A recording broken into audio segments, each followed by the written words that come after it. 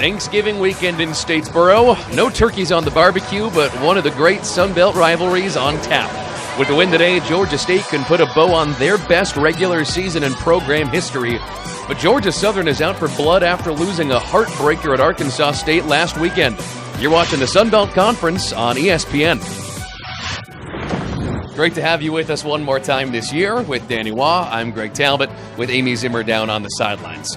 Well, Danny, Georgia Southern's the favorite today, but I don't know why, because the home team has never won in this rivalry game. Yeah, it's interesting how this rivalry has gone between Georgia Southern and Georgia State, with the road team getting the win, but hopefully Georgia Southern looking to change that with their final home game in Paulson Stadium. All right, let's take a look at our players to watch. For State, it's their quarterback, Dan Ellington, but it's interesting. He tore his ACL 3 weeks ago, but he's still been playing, and he can still have a big day because the Southern secondary has given up more than 900 yards in the last 3 weeks. Well, first of all, Dan Ellington's had such an incredible season this year and did not want to end it after tearing that ACL. He's more of a pocket passer now instead of a dual threat. Only had 5 yards and 6 carries over the last 2 games. So he's going to stay in the pocket while Trey Barnett's going to get a majority of the carries in the running game for the Panthers. Yeah, he's, of course, their running back. And speaking of running backs, J.D. King did not play last week for Southern, so it's all on Wes Kennedy. Yeah, and before the Arkansas State game, Wesley Kennedy scored a touchdown in every game that he played this season. Didn't reach the end zone last week against the Red Wolves. Looking to change that here to help Georgia Southern get the win tonight. All right, we have heard a lot of smack talk on social media leading up to this game. It is Southern and State. Hate Week is coming up in just a minute on ESPN.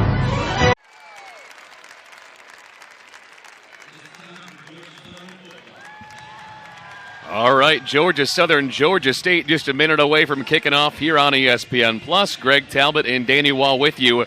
Let's go ahead and take a look at what this game means. Appalachian State already locked in the Eastern Division Championship, but Danny, this game does mean some things for the standings and therefore bowl eligibility. Yeah, both teams fighting for second in the East Division, and with Georgia Southern at 6-5, a win here would at least guarantee them a bowl spot. For more on that, let's go down to Amy. Greg, Georgia Southern always talks about the power of Paulson when playing here at Paulson Stadium. However, Georgia Southern has yet to defeat Georgia State at home. While Georgia State has already locked in a bowl spot, this is Georgia Southern's final chance to secure a spot and go to a bowl game. Although they are bowl eligible, head coach Chad Lunsford told me he understands 6 games is sometimes not enough and that they need to get win number 7 tonight. Now expect a lot of chippiness on this field.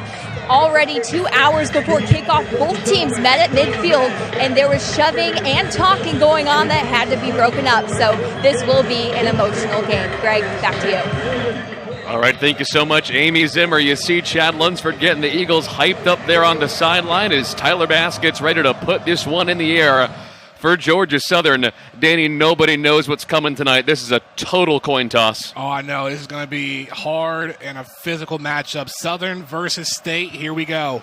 McCoy and Gentry back to receive for the Panthers. McCoy lets it fly over his head, out of the back of the end zone, and to the 25-yard line we go.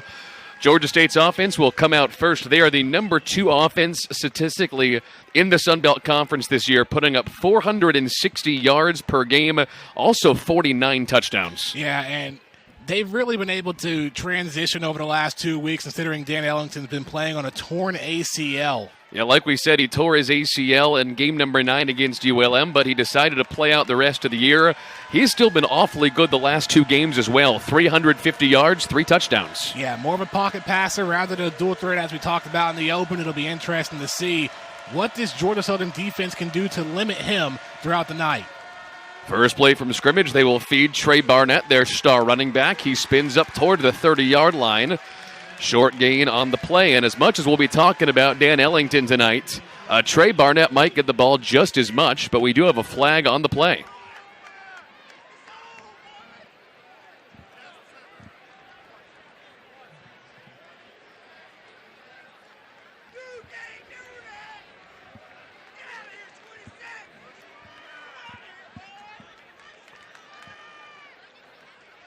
Already one play in, we got a flag down. Yeah, someone in the stands is screaming about unsportsmanlike conduct, and considering the pregame shoving match we saw, and if this happens this fast, that's trouble. After the play was over, there were fouls by both teams. Sportsmanlike conduct, offense number 24, correction number 26. unsportsmanlike conduct, defense number 4. Those fouls offset. Each of those players has 1 unsportsmanlike conduct foul.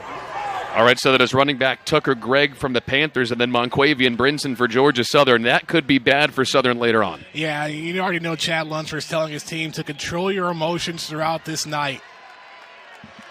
All right, call it 2nd down and 6 here. Barnett in the backfield there with Ellington out of the gun. And for the second play in a row, they'll feed him, but down he goes, and Rashad Bird, the defensive captain, got to him first. And it's great to see Rashad Bird back on the field for Georgia Southern. Suffered a scary injury just the last week against Arkansas State. Yeah, he sure did. And that game against Arkansas State was bad for a number of reasons for Georgia Southern fans, but to see Rashad back is something they want for senior night for him. Yeah, he was day-to-day leading up to this game, and I assure that he probably did want to be out there on the field for one of the biggest matches. All right, 3rd down and 5 for the Panthers. Ellington back. Throws out of the pocket. That one's knocked away by Monquavian Brinson after he had that flag thrown on him. What a bounce back. Yeah, no need to run your mouth out there on the field. Let your actions on the field you're playing speak for itself. What a sequence there for Monquavian Brinson. And Georgia State starts with a 3-and-out. Georgia Southern defense came to play. Absolutely. I mean, they had to feel some type of way after the tough loss against Arkansas State. They ran out of time towards the end, so they wanted to make sure they ended the season on a high note. All right, Brandon Wright back to kick this one away for State inside the 15-yard line. Wes Kennedy back to receive for Southern, already calling a fair catch inside the 30. Okay, Georgia Southern defense has to be happy with that. Absolutely. I mean, you want to go out there and get a 3-and-out, and now you want the offense to go downfield and try and strike first here in this rivalry. All right, now here comes the Eagle offense led by Shai Wirtz. And even though Southern lost in that heartbreaker last week, Shai was the reason they were even in that game. 325 total yards and 4 total touchdowns. He was incredible. Yeah, this season we've seen Shai get it done in the air, more so on the ground this year. 9 passing touchdowns, 4 rushing touchdowns, a total of over 1,200 yards on this offense. First offensive play of the game for Southern. They feed Wes Kennedy, and he goes down around the line of scrimmage. And it's so interesting to talk about what this Georgia Southern running back room has become the last couple of weeks. Logan Wright out until at least a bowl game in December. Found out this week that Matt LaRoche is not playing. So all of a sudden, entering the season when it was going to be LaRoche and Wright at running back, we now have an interesting combination of Kennedy and J.D. King. And J.D. King didn't play last week against Arkansas State, and he's back this week for Georgia Southern. Big-time addition on 2nd down. They'll run the option. Wirtz cuts upfield and is brought down for a short gain, maybe 2 yards. And you brought up a great point, Greg. In the beginning of the season, the primary 2 running backs for the Eagles was Logan Wright and Matt LaRoche. So far this season, they've combined for over 600 yards and 3 touchdowns. But recently, with Wesley Kennedy and J.D. King as the 1-2, over 1,300 yards, 14 touchdowns. Explosive. And actually, Chad Lunsford told us this week that we might actually see those guys be 1 and 2 entering next year. Yeah, while it is senior night, he did talk about how the juniors, this starts right now tonight, not next season. 3rd down and 8. Wirtz to throw. Not a lot of time. Complete pass along the far side to Colby Ransom. He came up a couple yards short of the sticks. And that'll bring up 4th down. And speaking of 3rd downs, as we see a little more John on the field, 3rd down's going to be a big thing tonight, Danny. Southern comes up short here. They're 32% on the year on 3rd down, 2nd worst in the conference. Yeah, that's been an issue throughout the season. And offensive coordinator Bob DeBest doesn't really look at those stats. He just focuses on the offense and makes adjustments how he sees fit. All right, so both teams start the game 3-and-out on the offensive end. Quavian White back to receive for the Panthers at the 20-yard line. And Anthony Beck puts it in the air for Southern. Really great kick from him. Oh, and what a tackle on the other end. It's Najee Thompson. And Georgia Southern gets a little momentum after going 3-and-out. State gets the ball back. It's Hate Week on ESPN+. Just getting started.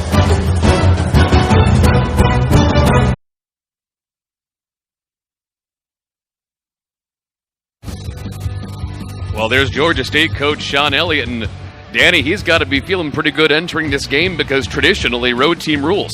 Yeah, except for 2016 where Georgia State got the win in Atlanta, but other than that, the road team has gotten the win. This rivalry started when Georgia Southern transitioned to the Sun Belt Conference in 2014, won the first matchup, but then Georgia State won 3 consecutive years. Conduct foul was actually on number 36 for Georgia Southern, not number 4. So number 36, Georgia Southern, has 1 unsportsmanlike foul. So make a change there. So instead of Monquavian Brinson getting called for unsportsmanlike conduct, it's Raynard Ellis, the middle linebacker.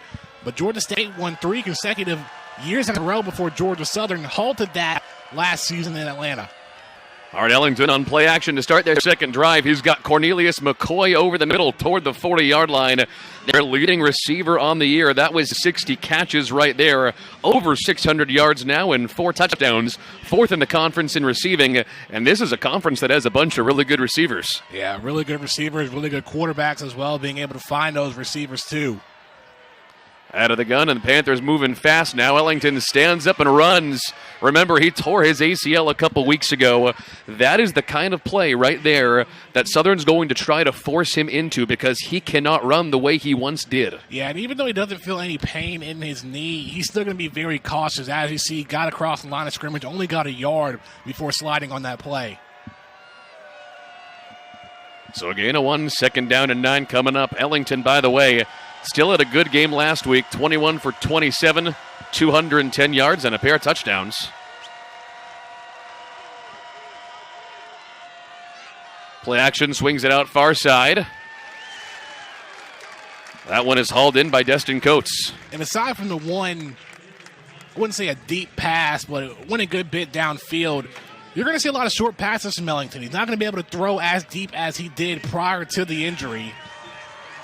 And in the last couple of games, he's favored the right side a lot more than the left. All right, 3rd down and 7 after the gain of 2. A lot of short yardage except that deep one over the middle. And they're going to trust their big guy. That's Roger Carter, the 250-pound junior. He's got a first down toward the Southern 40. And Ellington has a lot of weapons in his arsenal. I mean, was able to get McCoy in the first pass, gets Roger Carter, Aubrey Payne, a tight end with 6 touchdowns on the year. They've got a couple guys with really big frames in the state receiving room. Ellington is going to keep it, dives forward for about 5 yards, and unlike Shai Wirtz, that's about as much as he's going to be able to do tonight. Yeah, I'm a little bit surprised. I mean, he didn't run as much the last 2 games, and you're wondering, now that he feels more comfortable, how much he's going to run tonight. Well, he's certainly shown a willingness to step up in the pocket and pick up some yardage, which I assumed he was either going to stay in the pocket or go down. Well, we talked about what this game means for Georgia Southern. Comes near side. He's got Gentry. Dives forward to the 37, maybe a gain of 1 or 2 on the play. And this game is also important for Georgia State because a win here tonight would give Georgia State their best record since this program started. Not only that, that's true.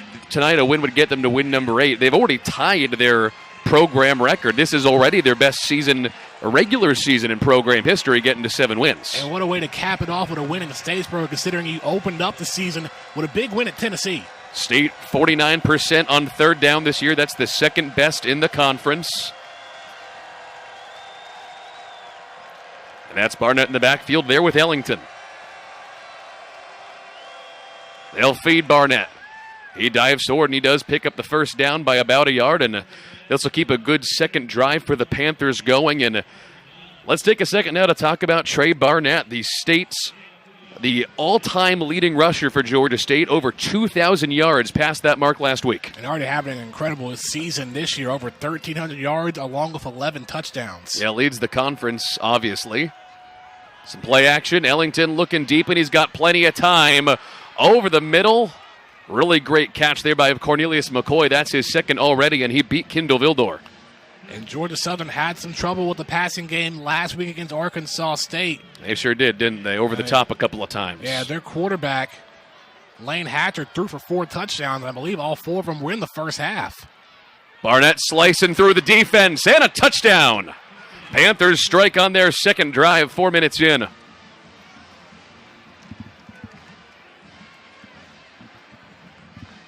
That's Barnett's 12th rushing touchdown of the season.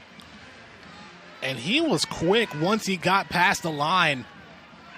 He was able to squeeze through and then found open space. Well, I'll tell you, the fact he was able to shake that guy off is awfully impressive because although he's fast, he's not exactly a bowling ball fullback kind of runner. He's 5'10", 185. He's just good at shaking guys off. Yeah, and when we spoke to defensive coordinator Scott Sloan, he said that Barnett has a great 1-2 step to turn up the field, and that's what he did just there.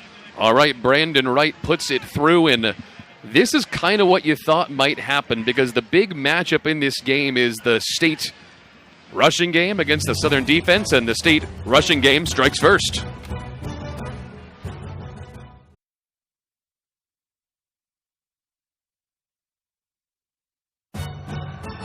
Well, Chad Lunsford has publicly said that this season has already been a roller coaster.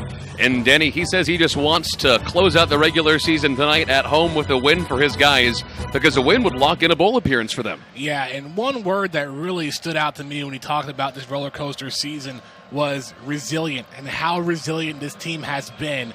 This team has endured so much more than any other team could handle. Absolutely true. Kennedy back from the goal line. Take a fair catch that time and take it from the 25. And you talk about Georgia Southern's resilience. That is absolutely true. They have had so many tragic events over the course of the last couple months. But the unfortunate reality that Eagle fans have been talking about the last couple weeks is the other side of that coin. They bounced back from so much. However, in big games outside of App State, there are a lot of times they just have not showed up. Well, the one game that a lot of Eagle fans can talk about that was overall a bad game was the matchup against Troy. And they know that they're better than that game. And they even played really well last week, too, against Arkansas State. It ended up being a yard short. Shy Words, 4th and 11, with a couple of inches away from getting that first down on the potential game-winning drive. All right, Southern went 3 and out on their first drive of the game. Start the second drive with an option pitch to J.D. King down the sideline. Gets a good block and a first down past the 40-yard line. Rather, that's Malik Murray on the other side of it.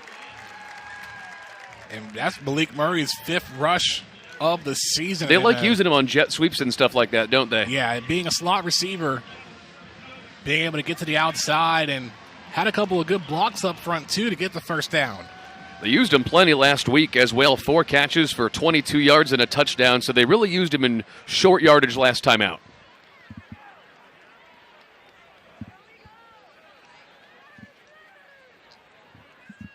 King and Kennedy in the backfield with a new first down. Now they will feed J.D. King across the 45 and a gain of 3 or 4 yards. Now what's interesting for Georgia Southern, I mean, they've been able to face the same defense that they practice against every night, considering that Georgia State runs a 3-4 similar to Georgia Southern. Right. So they see these types of schemes and kind of know what to do to get past. It could hopefully help them throughout the night. We will see. By the way, you can see on the right side of your screen, plenty of students have showed up back from Thanksgiving weekend. People here in Statesboro were worried about attendance heading into this week, but it's turned out pretty good so far as Kennedy takes the give and hits a brick wall. I mean, for the students, this game against Georgia State at home is the biggest home matchup of the season. I mean, this team played against App on the road, which is usually almost sells out Paulson. And making this a night game as well, giving students time to come home from Thanksgiving break to settle in and to come out to Paulson for this matchup, definitely worked out for them. Certainly did, and considering that so many kids who go to Georgia Southern are from the Atlanta area, last year actually they outnumbered state fans in their own stadium in Atlanta. All right, third down and a long 5 here for Southern. 0 for 1 tonight. It's a direct snap to Wes Kennedy. Wirtz isn't even on the field, and it's a first down for Kennedy. Still on his feet and down toward the 30-yard line. That is a creative play call from offensive coordinator Bob DeBess. And Wesley Kennedy is that X factor for Georgia Southern, can do it all. And it was overall a successful decision, making Wesley Kennedy a running back, taking him outside from that slot position. Well, I'll tell you, it really wasn't that much of a surprise. It looks like we do have a timeout here on the field because last year, when Wes Kennedy played running back at the start of the year versus the slot receiver position, he was so darn explosive. And actually, you can make the argument he's been even more effective over the course of the last 2 years as a running back. I mean, absolutely. I mean, you look at the first 4 games without Wes Kennedy compared to when he first came back. Outside of maybe 1 or 2 games, he scored a touchdown in every game. Yep. He's been that X factor for the team. And the player down for Georgia State was Quavian White, the sophomore. He was able to get up on his feet. But a big run there for Kennedy. A 20-yard gain. Yeah, and a nice spark there for the Georgia Southern offense. After going 3 and out on their first drive, trying to answer. In case you're just joining us, both teams went 3 and out on their first drive. State took it down the field, punched it in with a nice run from Trey Barnett. Southern trying to answer here midway through the first quarter. Out of the gun, J.D. King goes off to the right side, powers forward for a gain of 6 or 7 yards on the play. And again, we mentioned it off the top of the broadcast, but in case some people are just coming in here, he did not play at Arkansas State last week, and they really missed him. A couple of big runs from him could have turned the tide. Yeah, J.D. King's a big-time power back, 5'11", 220, averages about 4 yards per carry. Able to go up the middle through the trenches, get meaningful yards for this Eagles offense. All right, second down coming up.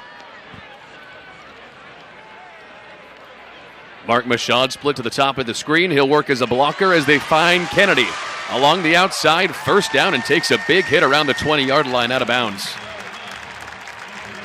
Right at the last second, Shy was able to make that pitch outside to Kennedy. Turning the corner, and that's going to be a first down for Georgia Southern.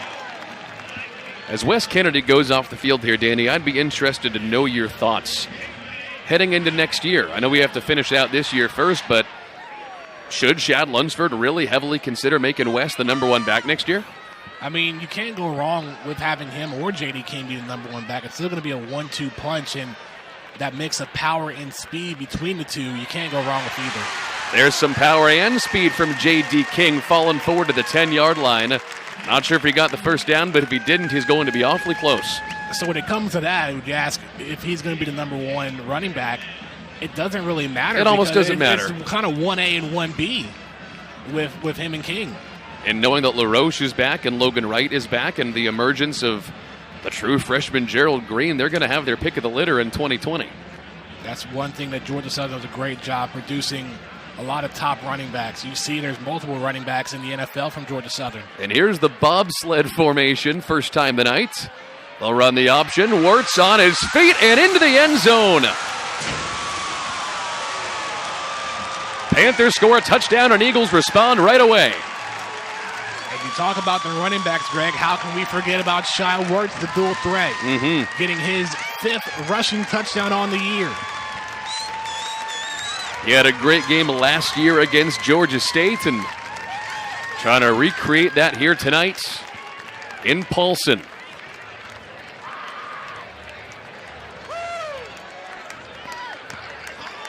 And Tyler Bass ready to put this one through. Some good defense to start the game and then back-to-back touchdowns. Bass got it. All right, Danny, this is the kind of game this is going to be. Yeah, buckle up. It's only the first quarter. Yeah, I would say so. Tie game late in the first on ESPN+.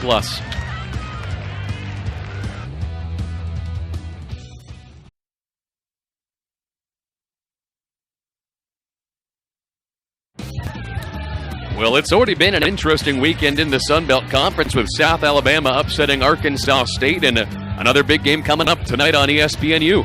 Yeah, with App State getting the win against Troy yesterday, App State will host the Sun Belt Conference Championship for a 2nd year in a row against the Louisiana Raging Cajuns. But Louisiana Monroe has a chance for bowl eligibility if they can pull the upset in Lafayette. And there is a scenario, and I know Eagle fans don't want to hear this, but if Southern loses tonight and ULM pulls off the upset against Louisiana, they might steal the bowl spot that for now is presumed to belong to Southern. And the only way Southern would potentially be able to stay bowl eligible if in some miracle App State were to get a New Year's Six bowl. All right, so let's talk about Dan Ellington. Like we said off the top of the broadcast, he tore his ACL 3 weeks ago. He has still been playing for Georgia State, been really good the last 2 weeks, and he's been on fire to start this game, Danny. 5 for 6 through the air and 63 yards, and the Eagles secondary has not been able to stop him. And also there has to be an emphasis on the offensive line to block and keep Ellington in space in the back. Make sure no one breaks through to take him down. He had a great second drive. Play action here. Rolls out and finds Cornelius McCoy for his third catch. Takes a couple of guys to bring him down for a medium-sized gain there. And once again, even though Southern continues to only bring 3 down linemen and occasionally a linebacker, still plenty of time for Ellington on every play. Well, also, he's that play right there. Quick drop, dumped it off to the outside, just got it out of there quickly. So you're going to see a mix of that. Quick passes and then some time where he's going to have some time to throw in the back. On second down, Barnett takes the defense with him, falls forward, and picks up the first down to the 35. And if I'm Georgia Southern's defense, I'm not sure if you should bring more than 3 men up, because I'm not sure if you can, considering how vulnerable the secondary has been this year, at least over the top. Yeah, it's going to be interesting to see what happens. Play action again. To the near side, that one is hauled in by Jonathan Afidi, his first catch, the junior out of Charlotte. And once again, another quick pass. He's on the outside, able to get 2 or 3 yards. And then the way that Trey Barnett's been running right through the gaps, he's done a great job. A good mix of run and pass so far for the Panthers. Gain of 2 on the play, 2nd and 8. Even with the ACL, he's able to step up and run in the pocket. Goes down, short of the sticks, up to around the 42-yard line. Bringing up 3rd down for the Panthers, and still looks pretty mobile to me, Danny. Yeah, I got to say, I mean, the mental toughness for him to want to finish the season, finish this incredible year for Georgia State, and to hopefully end the season on a high note, getting a win here in Statesboro, and then hopefully winning the bowl game in a couple of weeks. He's had an amazing year. Don't forget, not only did he help beat Tennessee, he also helped beat Army. People don't talk about the fact they beat Army, too. On the ground to Barnett. And a first down as he falls forward. It's taken 3 or 4 guys to get him to the ground. Well, that's one thing Scott Sloan said about facing Barnett. He is so quick in between the tackles and able just to turn upfield, north-south running the way he does. He's definitely in contention for Sunbelt Offensive Player of the Year. I would say so. Eagles bring 1 linebacker on the blitz, and it is enough. Barnett goes down to the line of scrimmage. Now that right there on the outside, you had Lane Ecton running in, trying to contain Barnett from going to the outside, and was able to get in for him to get any yardage. I don't think he got any yards, maybe 1, if that. A.J. Watkins first to make the tackle there as well off the line of scrimmage. Call it a gain of 1 yard. Down inside a minute to go here in the first quarter. Play action. Ellington steps up. The secondary did their job, and the defensive line does theirs. Ty Phillips there first. At that time, Georgia Southern sent 4. And once that one got the middle, went past, Ellington found some space to run upfield. Didn't get far. All right, so it's 3rd down and 9. A passing down for Dan Ellington, but he is 7 for 8 tonight through the air already. And the Panthers, 2nd best in the conference on 3rd down this year, 49%. Really good clip.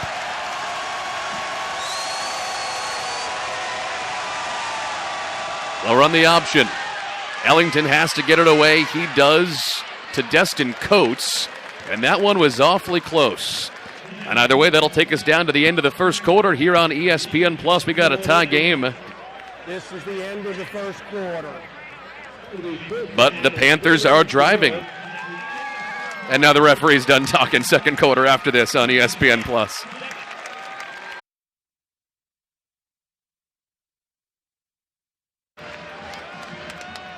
Well, despite all the hand-wringing leading up to this game, we've got a pretty good crowd on hand tonight in Paulson Stadium. Georgia State, though, marching out their offense on 4th down. How about this from the Georgia Southern 45-yard line? Ellington is coming out of the gun, and it looks like they're going to go for it. That's Destin Coates alongside him in the backfield. And Ellington's been so good through the air against Southern's defense that they figure, why not risk it? And they will go for it on fourth down. They weren't bluffing. Ellington finds his man. Tackle immediately made, but it looks like that is going to be a first down for State. And it is hauled in by Devin Gentry. Bold move to go for it on 4th and 5, but Ellington's had so much time in the pocket.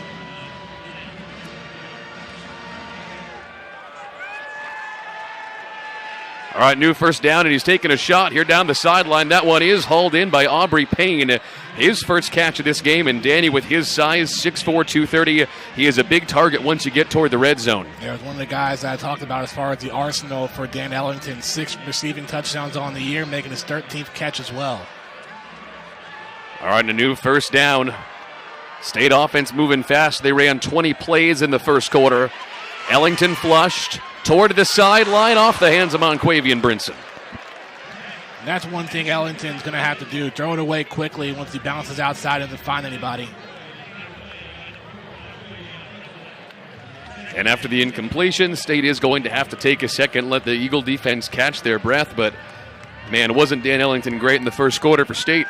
Yeah, only a second incomplete pass, that previous pass that he threw away. Now 9 of 11 with 93 yards. Coates in the backfield again. Ellington on play action over the middle. That one is hauled in inside. No, it's knocked loose inside the 10-yard line. Went back to Gentry, and as he went down to the ground, it looked like he had that one hauled in. Just dropped it. Kendrick Duncan with a lick of a hit.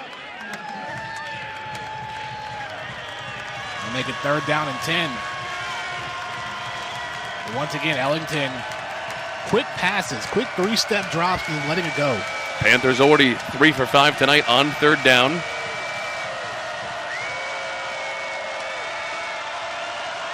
Third down and 10. Ellington flushed out, and he's going to go down. Ty Phillips ends the drive. Radar Ellis was there first, couldn't get his arms wrapped around Ellington, and Ellington making a smart decision, doesn't want to get any more injured than he already is with that torn ACL, just went down. And the defensive line comes up big. We were talking during the first quarter about how the defensive line was just not getting to Ellington, but on a big 3rd down where it mattered, they come through. Well, there were some times last week against Arkansas State where the defensive line did a good job. Raymond Johnson was able to get a safety in that matchup against Arkansas State. All right, here's Brandon Wright for the Panthers. He's 10 for 15 this year. This is going in as a 46-yarder.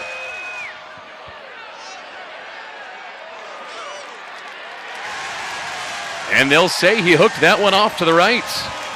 And Georgia Southern's able to keep this game tied after a big 3rd down sack and then a missed kick from Wright. Well, as you said, Wright was only 10 of 15. He hasn't done well hitting from between 40 to 49 yards, so that one was just off on the right, a big-time stop from this Eagle defense.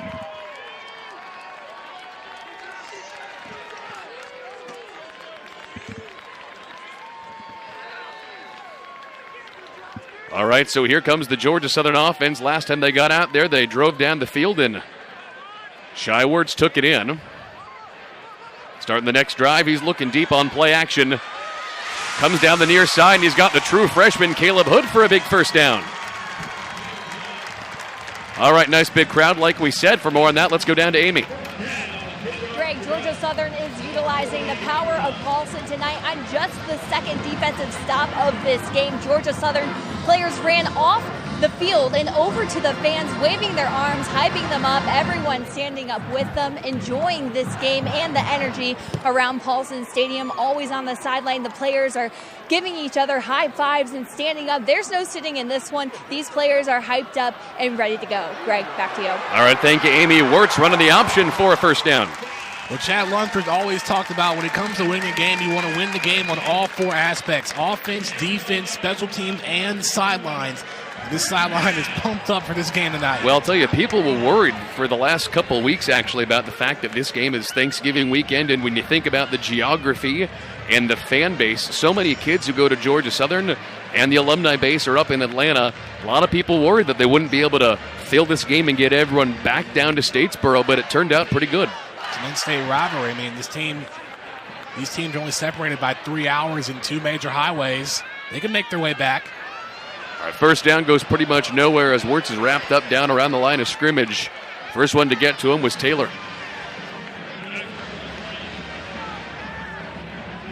And actually for a loss on the play, called that a loss of 2 yards. Second down and 12 coming up. We've talked an awful lot about how prolific Dan Ellington has been in this game. Shai Wirtz, no slouch either. A couple of good passes and a couple of runs. Yeah, and just to see his progression throughout the season has been incredible as well. I mean, you got to remember he had the injury that sustained in the opener against LSU. Didn't play in the main game. Neither did he play in Minnesota.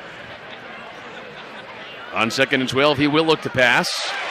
And he's got Hood again. Second time this drive, couple yards short of the sticks. You got to remember when he came back, he wasn't 100% yet until a couple games to get in his groove. And then before all that, you can't forget all the nonsense that happened in the preseason. What a year it has been for Shai Wirtz. Like we said, this team has been resilient throughout the year, being able to just endure so much more than what any ordinary team would go through. Yeah, and he's become a more mature quarterback than ever before. He looks like a redshirt senior out there, not a redshirt junior at this point. Third down and 3 coming up. Wirtz out of the gun, feeds J.D. King, bounces toward the line of scrimmage, and I don't think he got there. This looks like it'll bring up fourth down for Georgia Southern. This is Tyler Bass range, but Chad Lunsford likes to go for it in this part of the field too.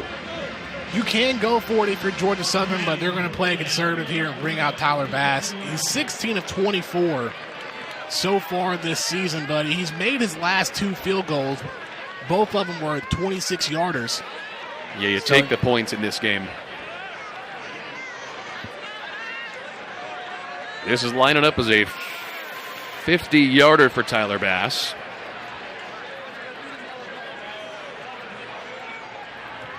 He's the best field goal kicker in the Sun Belt Conference, and he shows why. Hooks that one right through from 50. Eagle fans and Tyler himself are loving that one. Eagles take the lead early in the second.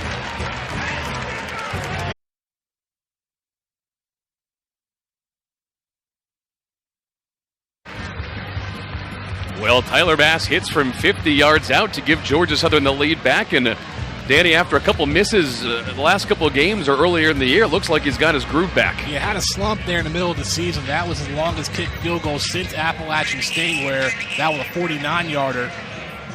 And he's missed a couple of them prior to that. He missed a 41-yarder and a 43-yarder. And between 40 and 49 yards, Bass was 7 of 12. And here he goes to kick this one away. McCoy back to receive. And, of course, he'll let it go like pretty much every kick returner Tyler Bass has kicked to this year.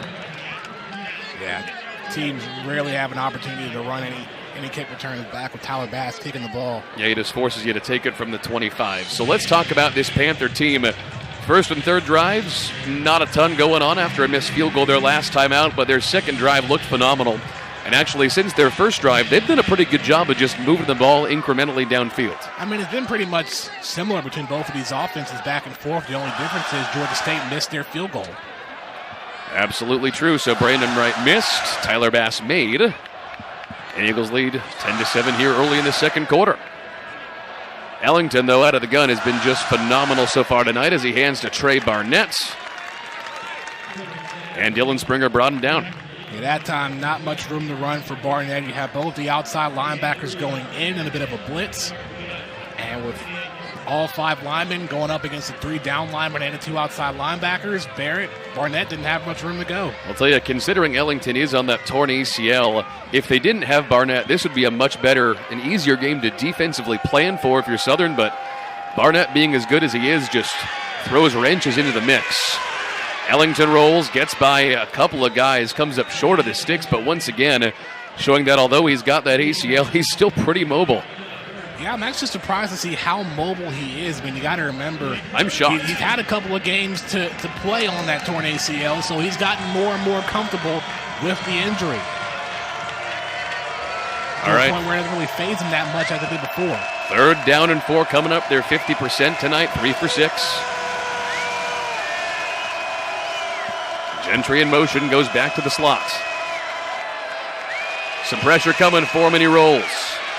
Doesn't have a receiver downfield. He's got a tuck and run, and he's not going to get to the sticks. 2 yards short, and once again it's Springer to take him down. And with nobody to throw to, that's a unique decision there by Ellington, because you got to get the first down. You got no one to throw it to, so you're just going to have to toughen up and try to get the first. But now it's 4th and 1. It looks like the Panthers are going to bring out the punt team. Well, they already did go for it once on 4th down tonight. They also succeeded on a 4th and 4. Then again, they were on southern side of the 50. So Sean Elliott being a little more conservative this time out. They'll kick it away to Wes Kennedy back around the 20-yard line.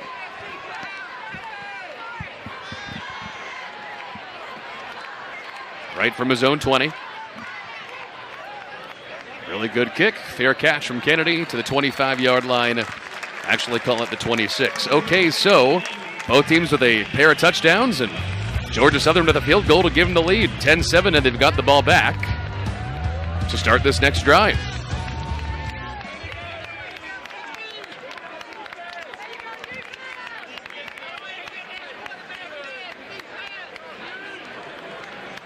All right, so I would say so far, Danny, it's been the Georgia State offense that's been a little more electric and proficient so far down the field, but the Southern offense seems to be catching some heat now, right? Absolutely. I mean, if they can keep this momentum going, they have 8 minutes to go here in the first half. They try to get a score here, run a good bit of time off the clock. They'll be in a good place, and also considering that they get the ball back to start the second half. All right, they'll run the diamond backfield and the option. J.D. King can't even get back to the line of scrimmage. State read that one exactly right. Yeah, there wasn't much room to run there. Wirtz, I would have said Wirtz should have kept it rather than pitch back to King, because you end up taking a loss of about 2 or 3 yards there. Instead of having Wirtz keep it and falling forward, he could have gotten back to the line of scrimmage. So it is worth noting that when you look at the rushing stats so far tonight for Georgia Southern, Wirtz has 5 carries, Kennedy has 4. J.D. King now has 5. So they're splitting between the 2 running backs and Shai Wirtz pretty much evenly. And a flag coming in. Timeout. Georgia State, their first. And that'll take us to a break here on ESPN Plus. Eagles by 3.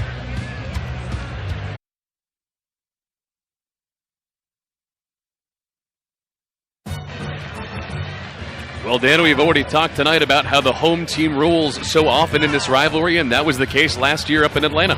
Yeah, Georgia Southern did a great job throughout that game. The Panthers were unable to score into the fourth quarter. Shai Wirtz, 2 touchdowns in the air, 1 on the ground. Dan Ellington had a solid game, but the Panthers couldn't score early in that game. Couple deep passes and long runs got it done for Southern. Here on 2nd down and 12, they're going to pass deep again. That's going to be some pass interference. Intended receiver was Dexter Carter, and he was definitely shoved down running that route. Jalen Jones, the corner, is going to be the culprit. Yeah, you could tell right there on the very end. Pass interference, defense, number 27. 15-yard penalty and an automatic first down. Yeah, no question. Yeah, you could tell at the very end that Carter was pushed there at the end, and Shai just heaving it straight down the middle of the field. And there you see the push right there, right before the ball gets close to Carter.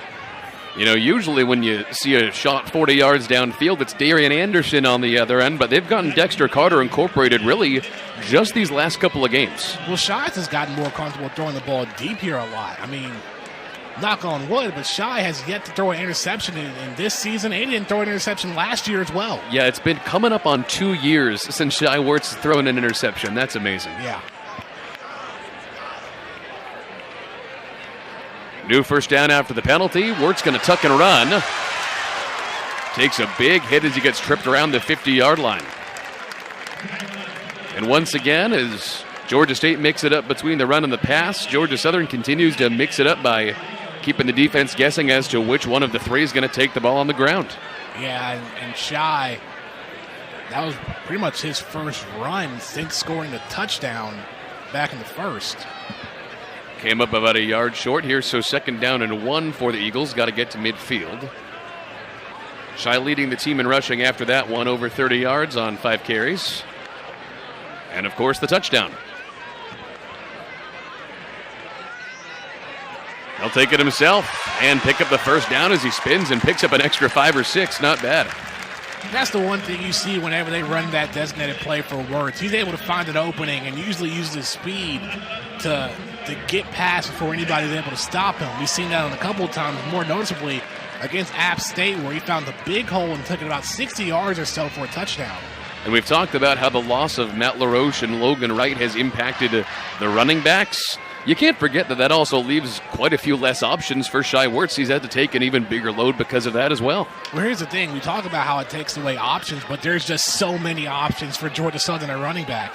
Speaking of which, here comes the bobsled for the second time tonight. Love watching this formation. They'll turn it into the option. A couple blockers here for Kennedy. Turns upfield, takes a big hit. Looks like he's got the first down toward the 30, and he seems pretty confident in it. That'll move the chains. I mean, you just talk about the options that Georgia Southern has had throughout the season from Shai Wirtz, and he can be a dual threat. Wesley Kennedy, J.D. King, Matt LaRoche, and Logan Wright. Gerald Green's gotten some looks. Malik Murray got a run off a sweep. That's 6-7 options right there you could have to run the football. And Wes Kennedy, first among equals. Over 700 yards as of this performance tonight. 9 touchdowns as well. Eagles down inside the Panther 30, new series here. And that one to Kennedy goes absolutely nowhere. It was sniffed out right away, and Terry Thomas took him down. Yeah, Thomas and Dante Wilson, the two big defensive linemen up front, was able to stop that play. And that's really the first play this series that we've seen the defense make a great stop rather than the first play where Shai pitched to J.D. King and had a loss of 3. Well, I'll tell you, entering this game, when you look at these statistical categories in the Sun Belt Conference, these are two of the really good offenses in the Sun Belt, and overall defense is middle of the pack. We knew this was going to be a good offensive game. Absolutely. Second down and 11, Wirtz, soft play action. Really good comeback route that time to Mark Mashad, their leading receiver on the season, and his first catch of the night. 13th catch on the year for the redshirt for the senior out of New York. And what an unbelievable game he had last week against Arkansas State. 6 catches, 100 yards, pair of touchdowns. That game and Coastal Carolina were the 2 biggest games for him this season. That's what I was going to say to you. In the big games where it comes down into the clutch, close games at the end, Bob DeBest, Chad Lunsford, and Shai Wirtz continue to trust Mark Mashad game after game. As we find out at halftime, pretty good barber as well. That seems like a tease for the story we have coming up on him in a couple of minutes as Wirtz is taken down.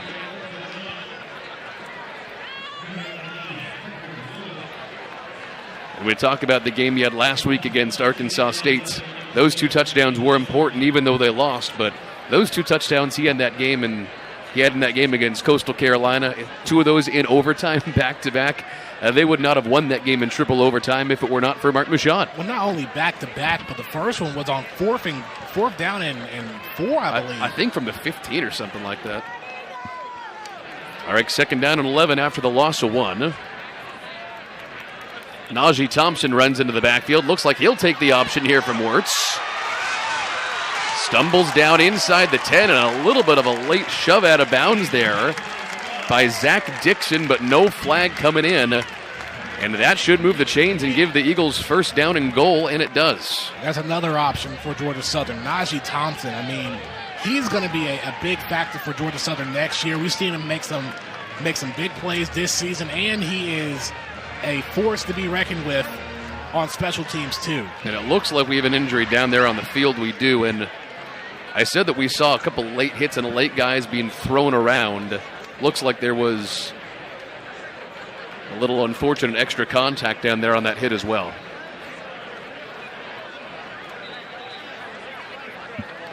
And that'll take us to a break here on ESPN Plus. We'll let you know what's up after this.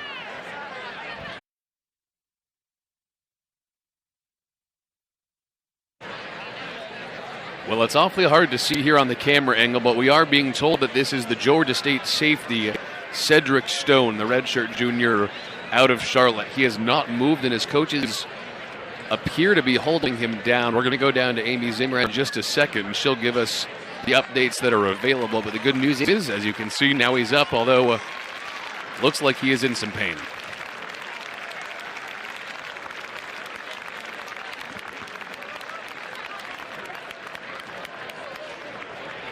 great to see him be able to get up and walk with assistance, because there was some time there for a couple of minutes and during the break where he didn't move. Well, no, that's exactly right. And the fact that Chad Lungford was standing over him when he was not moving, that's the kind of thing that unfortunately makes you sometimes assume the worst. Good news is he's off, and he'll be all right.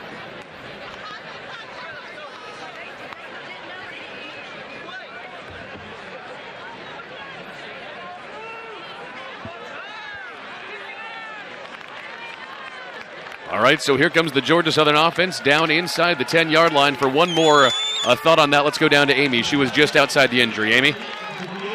Greg, I'm standing on Georgia State's sideline with Georgia State's SID. We can confirm that was Cedric Stone, a safety for Georgia State, who went down. He was down for a long time, being held down in pain. However, has been escorted off the field. Greg, back to you. Thank you, Amy. J.D. King in for the touchdown.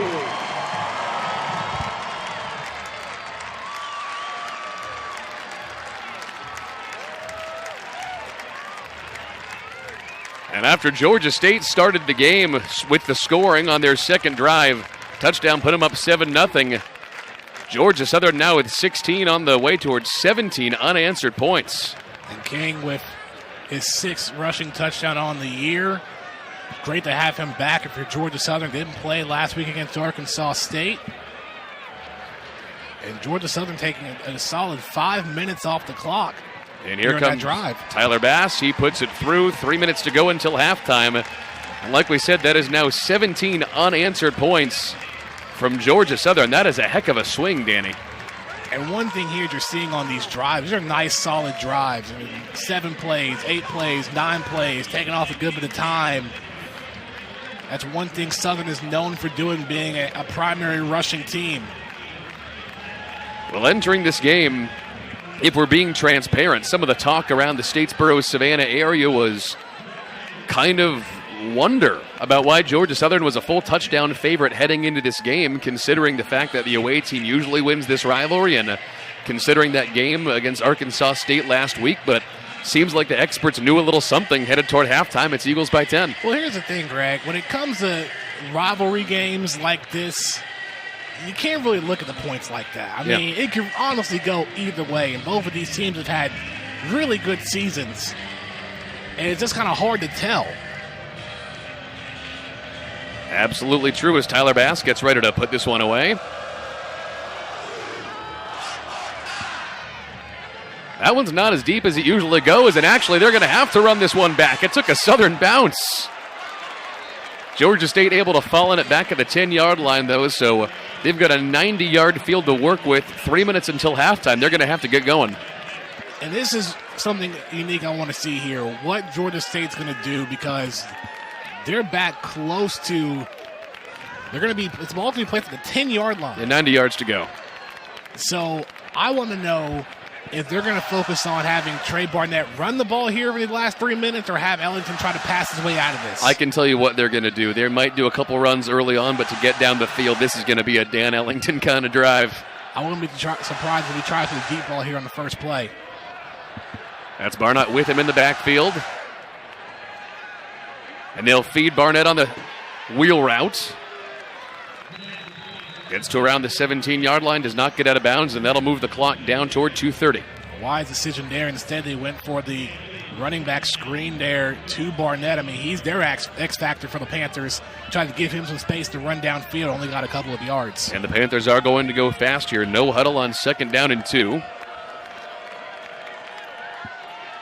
Back to Barnett with a couple of blockers. Line moves to the right, but doesn't move him forward. I'm not sure he got that. This might be a 3rd down and short kind of play here as we approach 2 minutes. And keep in mind, Georgia State with 2 timeouts remaining here in the first half. Georgia Southern has all 3. Yeah, he did not get that, so it's going to be 3rd down and 1. Panthers 3 for 7 so far here in the first half on 3rd down.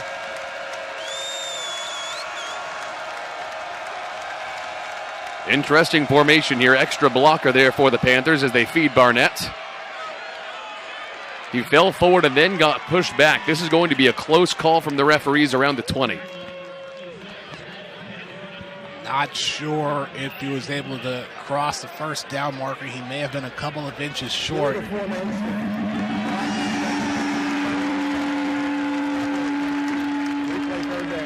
Okay, for what it's worth, I did say that was a weird-looking formation, did I not? It doesn't matter because the illegal formation on the Panthers. But third down now and 6. We've seen Ellington make some quick, short passes. You can expect the Eagles to be keeping an eye on that. Yeah, Ellington so far tonight, 10 for 13 through the air, 100 yards already. Been awfully efficient, but not so much in deep yardage.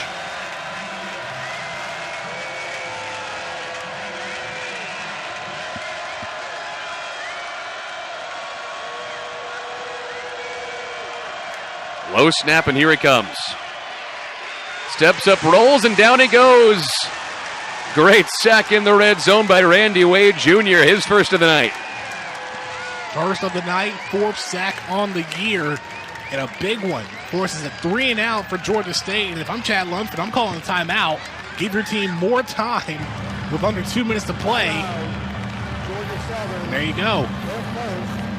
It'll be 30 seconds. Please reset the game clock to 1 minute and 37 seconds. 1 minute 47 seconds. All right, so Georgia Southern wants to give themselves one good more chance to score here, and the way they've been moving the ball, they might have a chance to get in field goal range for Tyler Bass.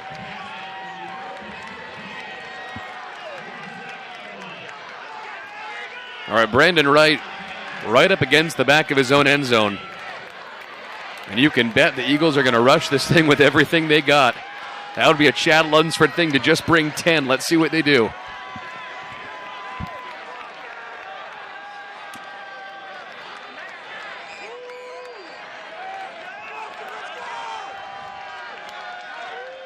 And Wes Kennedy waiting back at the Panther 45 to receive. Eagles do rush, can't get to it. Really good kick. That one goes all the way back to around the Eagle 30 before it takes a bounce and settles between the 34 and 35. So Brandon Wright comes through in the clutch. Yeah, Georgia Southern will have a bit of a ways to go. So we'll see what happens. All right, so a big game coming up later tonight on ESPNU between the two Louisiana schools, but we already know where the Cajuns are going to be next week, and that's against App State in the conference championship game. Second year in a row where App State gets to host the conference championship, and Louisiana will play App State in the conference championship. And by the way, that is on ESPN immediately following College Game Day. Good big stage for the conference. Yeah, they get to kick off a day full of championship games. And I believe the College Football Playoff Committee is going to keep a close eye on App State. And Shai Wertz kept a close eye on there by the Georgia State defense. Hadrick Willis brought him down nearly untouched through the offensive line. Yeah, Willis kind of leads that defensive line for Georgia State in that 3-4 defense. A big stop there, and the clock's still going to run. I'm a little surprised they didn't want to call a timeout there. And there it goes.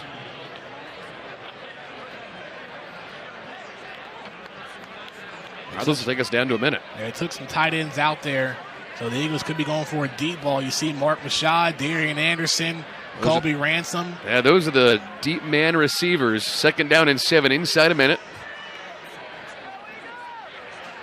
And it was a decoy. Wirtz is going to step up and try to run, but the linebackers did not fall for it. Only picks up a gain of 5.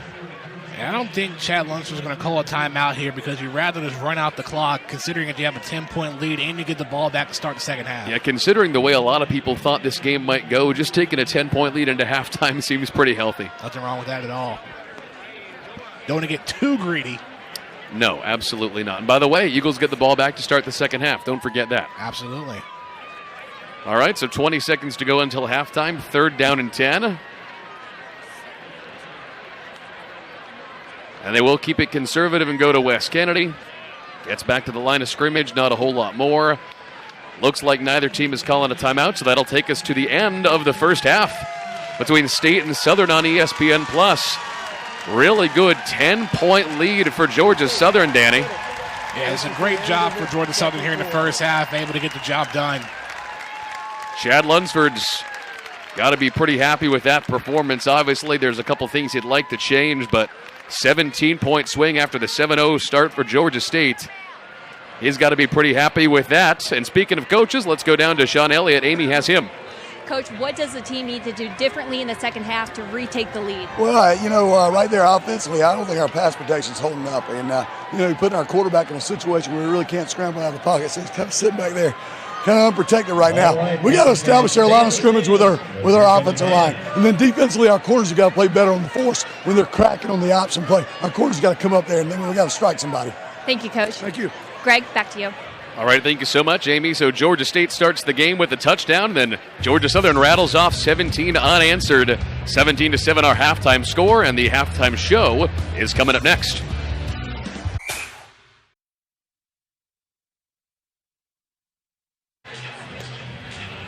All right, Georgia Southern up on Georgia State 17-7 at halftime. Chad Lunsford's got to be happy about that. Speak of the devil, he's down there with Amy. Coach, with a 10-point lead, how do you assess the first half? I thought the first half was good. They struck first, and then we came back and we got up 17-7. I thought it was good, but we got to keep the hammer down. We got to be one play at a time. We got to be blue collar, disciplined, tough this whole second half. It was chippy on the field before kickoff. How high are emotions tonight? We're energy over emotions. They're a little bit more undisciplined. They got coaches talking trash before the game. They got, players. But, hey, our guys are locked in. It's energy over emotion for us. Thank you, Coach. Thank you. GATA. Okay, thank you, Chad. Certainly never one to hide how he's feeling. That's one of the things you love about Chad Lunsford. But although he's got things he'd like to change, obviously 17-7, 17 unanswered points, not bad. I like that statement. Energy over emotion, and that's what Georgia Southern has done here in the first half. After Georgia State scored the opening touchdown, the Eagles were able to score 17 unanswered. Great field goal by Tyler Bass and rushing touchdowns by both Shy Wertz and J.D. King. All right, let's go ahead and take a look at some of these stats as we get ready to start the second half here on ESPN+. Looking at the numbers, Georgia Southern, 135 yards on the ground. That's about what you'd expect. The thing that I couldn't help looking back there at halftime there, Danny, was the total yards not all that far apart, and yet Georgia Southern has been finishing their offensive drives. Yeah, and the one unique thing I see here in the first half stats is only 45 rushing yards for Georgia State, considering Indeed. that Trey Barnett was going to be the primary rusher for the Panthers. And we've seen Den Ellington on a couple of scrambles get a few yards, but he hasn't done much. Has done a solid job making some quick passes, 100 passing yards off of 10 completions, off of 13 attempts. So he's done a solid job for the Panthers. It'll be interesting to see what he does in the second, considering that the Panthers are going to be down by 10, and Georgia Southern will get possession to start the second half, Greg. Yeah, for what it's worth, both of these teams have had a really long drive, but Georgia Southern's just done a better job of marching it down the field thus far. Georgia State ran 20 plays in the first quarter alone, though. Yeah, I mean, a lot of them were quick passes, a couple of shorthand runs. Correct. And, with not much time left to play here, with only another half left, you got to start taking some risks, taking some chances, go with the deep ball here and there to try and get a quick touchdown or something. And like we said, entering this game, the main matchup that is worth watching is the Georgia State offense, their rushing game, versus the Georgia Southern defense, which is the second best rushing defense in the Sun Belt Conference. And the Georgia Southern defense has been winning that half of the equation. Yeah, just big props to the defense for making some key stops there. All right, so Georgia Southern with a 10-point lead actually gets the ball back to start the second half of this one. And here comes Wes Kennedy on the return from inside the 10. He's going to cut back the other way, and he's actually got a couple of blockers now. Wes Kennedy has a lot of room in front of him. Past the 40-yard line and run out of bounds around the 50. What a return for Wes Kennedy. And we rarely get a chance to see any kick returns nowadays, with kickers just being able to kick it out to a touchback. But Kennedy able to reverse side, switch sides for the most part, and make a big gain. I mean, you see right there, starts at the 1, goes right, had some blockers, but instead turns around, and some blockers on the other side too, and making sure there's no penalties. And was able to get close to the 50. Went out of bounds at the 48. And as good as Wes was in the first half, the first half MVP for the Eagles was the quarterback, Shy Wertz. Here he is, out of the gun, just shy of midfield. He will dump it off, comes over to Colby Ransom, the senior on senior night. He spins down to the 40-yard line for a gain of 11 and a first down. And that's one thing we talked about a little bit throughout the night. It is senior night for a lot of seniors on this team, so they want to go out with a bang, getting a win over Georgia State. Once again, Georgia Southern entering this game, depending who told you, was either a 7, 7.5, or 8-point favorite. A lot of people thought Georgia State would hang closer than that, but so far, Eagles have been looking really good on both sides of the ball. On the new first down, they'll run the option. Wirtz will keep. Shakes a couple of men and stays on his feet down toward the 25-yard line. And back-to-back first downs for Southern on the first 2 plays of the half. Yeah, Southern out here attacking to start the second half. Some big plays. First Colby Ransom, now Shy Wirtz. Yeah, Chad Lunsford and his coaching staff are really strike while the iron's hot kind of guys, aren't they? Yeah, I mean, you've heard a couple of times that, Chad Lunsford has said just to keep attacking, don't let your foot off their throat, and keep going. Be relentless. That's exactly the attitude that this team has had the last couple of years. Eagles trying to get to 7 wins tonight. Timeout. Georgia Southern. Their first. So it looks like they might have 30 seconds.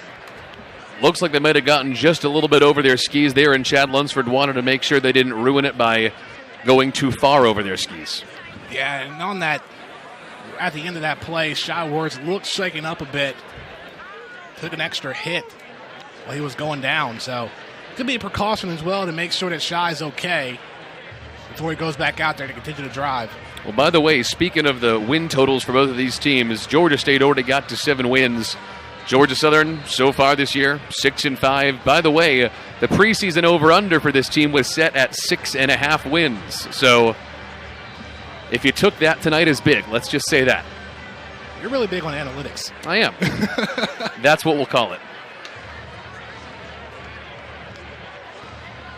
All right, so Eagles from the Panther 26-yard line. Cam Brown in at tight end.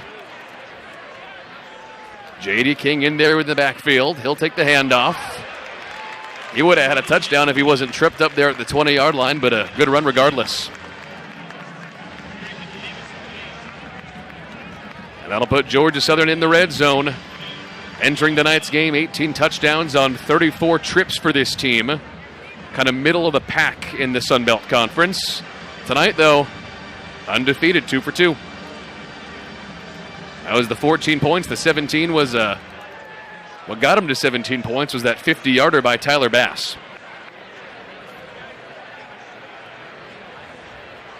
Second down and 4. Here comes King again. Shakes and bakes a couple of linebackers and picks up the first down in the process. This offense is moving.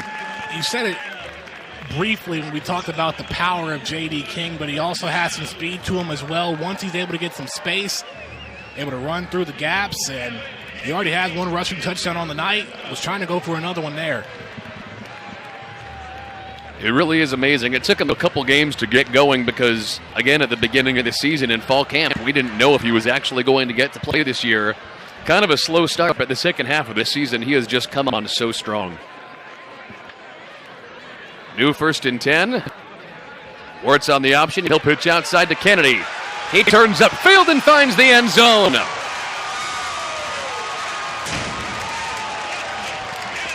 That's 23 unanswered points from Georgia Southern. And the 10th touchdown on the season for Wesley Kennedy. Beautiful option play there ran by Georgia Southern. Wirtz on the pitch out to Kennedy. Had some space on the side. Was able to break the plane for a touchdown. If Wes Kennedy's playing in a football game for Georgia Southern, odds are he's going to find the end zone at least once, and he finally does it tonight. Here comes Tyler Bass to make it 24-7.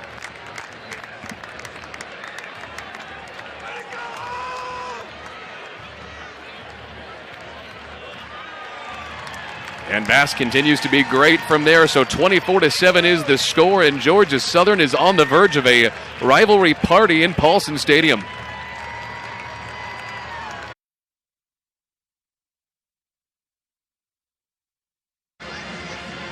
Well, we have talked an awful lot tonight about Tyler Bass and Georgia Southern kickers, and speak of the devil, look who is back in Paulson Stadium after a historic week with Amy Zimmer. I'm with Atlanta Falcons starting kicker Younghoe Koo. Koo, you had a standout career here at Georgia Southern, then you went to the NFL, then the AAF, now back in the NFL playing for the Atlanta Falcons. How have you seen yourself grow from your first stint in the NFL to now? I grew a ton. I mean, just from that experience alone, just learning how to be a pro overall. And I'm grateful for the opportunity the Chargers gave me and the AAF Atlanta Legends. And I'm, really grateful to be in the position I am to get this another opportunity. You're not playing far from Statesboro now with the Atlanta Falcons. How rewarding is it to be able to come home to Statesboro and stand on Georgia Southern's sideline? Amazing. You can dream of, right? Just come back and be with your teammates that you play with, and teammates still on the field like Tyler Bass, that it's like my brother to me, and I had to come to his senior day and see his last game, and it's just amazing. I mean, this is the prettiest little stadium in America, and it's really home for me. Out of all the NF teams that you could play for, you're with the Atlanta Falcons again. Like we said, not far from here. How special is that for you? It's great. I mean, having the support from the Eagle Nation, and just it's really back home for me, Georgia. Atlanta legends as well, and the Falcons and Georgia Southern. I mean, it's just, I can't ask for anything better than that for me. Lastly, how do you assess the Georgia Southern Eagles season so far? And they're doing great. Hopefully they get this win right here and go to a bowl game. That'll be special for the seniors. So I'm rooting for them. Q, it's great to see you. Congratulations. Thank you for your time. Greg, back to you. All right, thank you so much, Amy. And what a week he had, Danny. What a performance for him with those back-to-back onside kicks. What a legend. I know, right? I mean, it's just great to see Younghoe Koo get a second chance in the NFL. The first stint in San Diego didn't go the way as planned. Ended up going to the AAF, playing for the Atlanta Legends, like he said. He was signed on to the practice squad for New England, and then for the Falcons to take a chance on Koo, to sign him up and put him on the team. And then he came out, was the NFC Special Teams Player of the Week in his first game. The legend grows. Where were you when the legend was born? All right, so Dan Ellington went down on that play. By the way, in case you're just joining us, he's been playing for 3 weeks now on an ACL, tore his ACL. So down he goes, and the question is, did they actually, with that tackle, do what the Georgia State team has been terrified might happen? All right, so he's off on his own. That's really good news for him, but you have to wonder what their plan is now. Then again, they maybe had to assume this was coming, so you actually probably think the next time they come back out, if it's a new quarterback, they've probably had a backup plan all along, right? Well, 3 and out right here from Georgia State, so he has some time to assess that knee and see if there's any more damage has been done to it. So hopefully he's able to come back out there in the next series. I mean, he wanted to finish out this year for the Panthers, like you said, playing through his torn ACL. If he doesn't come out, Cornelius Brown, the freshman, will have to suit up and get ready. Next man up. All right, Kennedy back inside the 20 to return. He took it back to the 50 on the last kick return. His punt return doesn't go very far, doesn't even get back to the 20-yard line. That'll take us to a break here on ESPN+. Eagles up 24-7.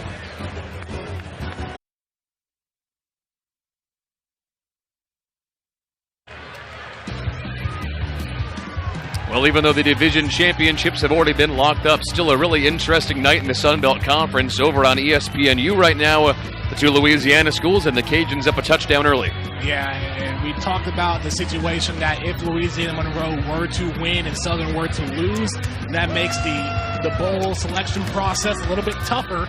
But if you're Georgia Southern, your job is to get the job done here tonight against Georgia State. That way you don't have to worry about the other situation. And with a 24-7 lead right now, things seem to be going pretty well.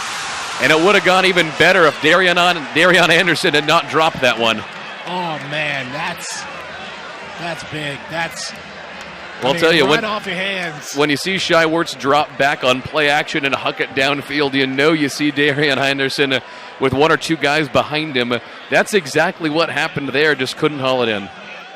Yeah, and that's one you're going to look back and just shake your head disappointment. You can tell he's frustrated with that one. He always gets one of those play calls a game. There's always one. And you got to make the most of it too. That would have been a straight touchdown. All right, 2nd down and 10 for the Eagles after the incompletion. Werts on the option, and he cannot get around the corner. What a tackle there by Victor Hayward, the junior. Yeah, Hayward with his 3rd sack as Shai tried to bounce to the outside. Now you wonder if that momentum starts to swing, because maybe that's some added momentum for Georgia State here. It might be, and either way, if Eagles don't convert here and have to punt, it is going to be a relatively short field for the Panthers. Although the question is, and we'll get an update on this within a minute or two, what is the status of the quarterback, Dan Ellington? Eagles still have the ball now, though, for what it's worth. 1 for 4 tonight on third down. Shaw's got 3 receivers to the near side, puts that one right back to J.D. King, and that one goes pretty much nowhere. Short gain, that'll bring up fourth down. So you go from the drop pass that would have been a touchdown to 2 big stops on the defensive side for Georgia State. Now it's got to be the time for them if they want to fight their way back in. But like you said, we don't know the current extent of Dan Ellington as of right now. Well, I see Amy Zimmer walking down there trying to gather information. She'll have the latest for us in just a few minutes.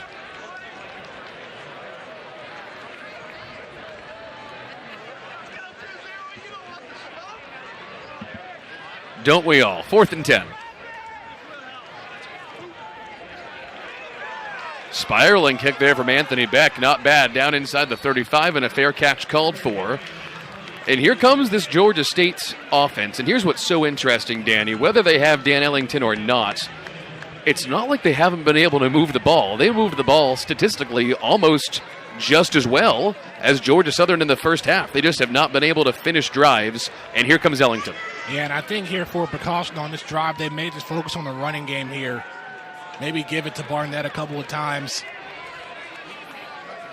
Also, we haven't seen Destin Coates much in this game either. Only 1 carry for 5 yards. You can try to get him in the mix too. Yeah, not a ton out of him as Barnett rushes onto the field to flank Ellington in the backfield. And they'll give it to him. Cuts back to the middle of the field. And Vleem with a big hit there and a gain of about 5 yards. Yeah, Vleem and Donald Rutledge there for the stop. All right, so it is good news to see Ellington back in there after the huge hit he took. He'll just hand it off again. Rather, he kept it on play action, spins forward, got close to the chains, and speaking of his status, Amy has a little more. Amy. Greg, I was watching Ellington on the sideline. He was practicing footwork and seems to be walking as well as he can. The torn ACL. I have been at the beat. However, he seems to be doing okay, practicing his footwork on the sideline and being able to get around just fine. Well, with the torn ACL. Greg, you. Yeah, thank you, Amy. Not well enough to get around the offensive line and the defensive line there, though, and that'll bring up fourth down for State. Another quick 3 and out, unable to take advantage of an opportunity there. All right, so State down 24-7 midway through the third quarter. It's time to make a comeback if you can, and it looks like they're going to bring it out and go forward on fourth down. They're 58% this year on fourth down. That's one of the best marks in the conference. Option play. Ellington dives forward. I think he fell forward successfully to the 45, but we will see. They might bring the sticks out just to see where this ball eventually lands. Yeah, Lane Ecton was pointing the other way like he came down short, maybe with a knee instead of falling forward with his arm. You might have to wait for the referees. So they're marking this ball actually not at the 45. They're marking this ball back around the 43, which is where his knee went down, they're saying. This might take the chains.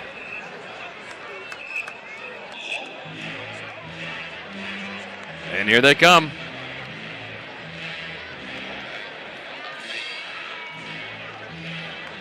Kendrick Duncan seems pretty confident in it going Southern's way. I mean, the defense has done a great job ever since, State scored that first touchdown in the first quarter. I mean, he's short by a yard. Southern stops him on fourth down.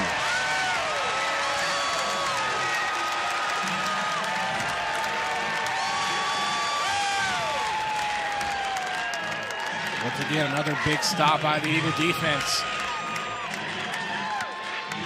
It seems like so far, Georgia Southern's been controlling this game on offense, defense, special teams, and the sideline getting hype.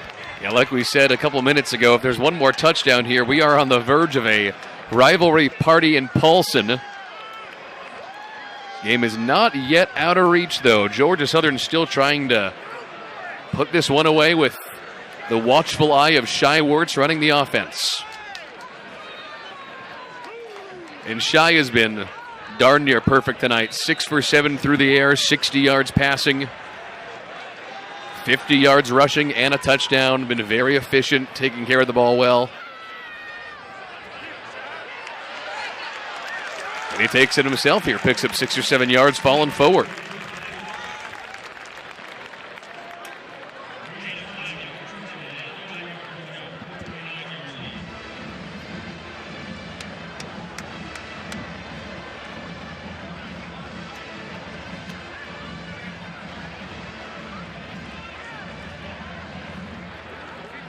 All right, so second down coming up here for Wirtz with J.D. King in the backfield. Cam Brown in at tight end on the far side. And they'll go to the Oklahoma State transfer. He nearly broke it for a touchdown, but instead he'll settle for a first down. And you talked about the season for J.D. King and how we didn't know if he was going to play or not, and the different things that he goes through. But also, he doesn't practice on Wednesdays because of class. Really interesting development with Dan Ellington on the sidelines. More down to Amy. Greg Ellington is not happy with the play of his teammates. He's pacing the sideline. He came off the field and took off his helmet, and I actually saw him shove a couple of his teammates. The offensive coach had to actually hold him back. He's currently now on the opposite end of play, and hands are crossed, and he's not happy with his team, Greg. All right, thank you so much, Amy. Now, usually Danny Get-Back coaches are reserved for the head coach, not the quarterback. Yeah, and as she said, offensive coordinator Brad Glenn had to hold him back. I mean, he's got to be frustrated. I mean, they haven't been able to move the ball downfield that much, and they haven't been able to score either. Yeah, certainly not. Their offense has been just fine most of the night, but once again, when it comes to big plays that could get them within scoring range, the Georgia Southern defense has been pretty successful with the bend, don't break philosophy. Yeah, and you got to remember, Georgia State 7-4 entering this game. Ellington knows his team is better than what they're showing out here on the field right now. Wirtz has Mark Machad at the 15-yard line for a first down. Great pass. And while one quarterback is frustrated, the other one is flowing down the field. Yeah, Shai Wirtz and this Eagle offense look calm and composed as can be right now, huh? Yeah, I mean, they're taking as much time as they can, not rushing through things, making solid plays downfield, getting a couple of yards after each play. If they can find a way to get into the end zone here and make it 31-7 headed into the fourth quarter, that's what they're trying to do. As little time as possible left for the Panthers. Option play, Wirtz takes a big hit after a short gain on the play. What is similar to last year's game in Atlanta? I mean, besides Georgia State here in this game scoring first, the Panthers didn't score until the fourth quarter. That's right. And Ellington was a starting quarterback in that game, so he's probably getting flashbacks a little bit too.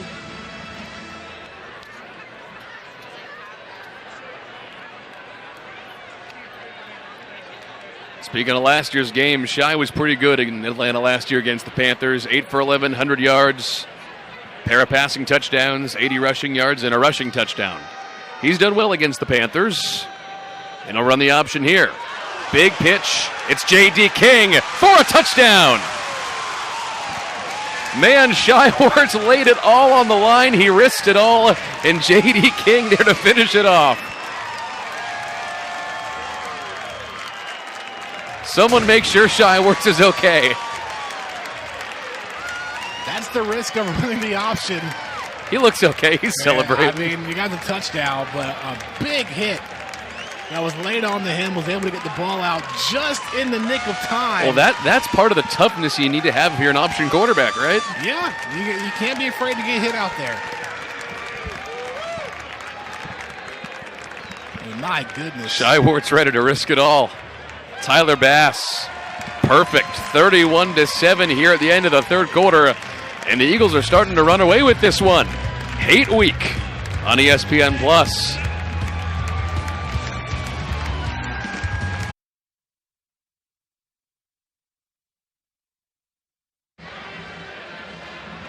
All right, Hate Week indeed. It sounds like we have some drama on the Georgia State sideline. Amy Zimmer has more.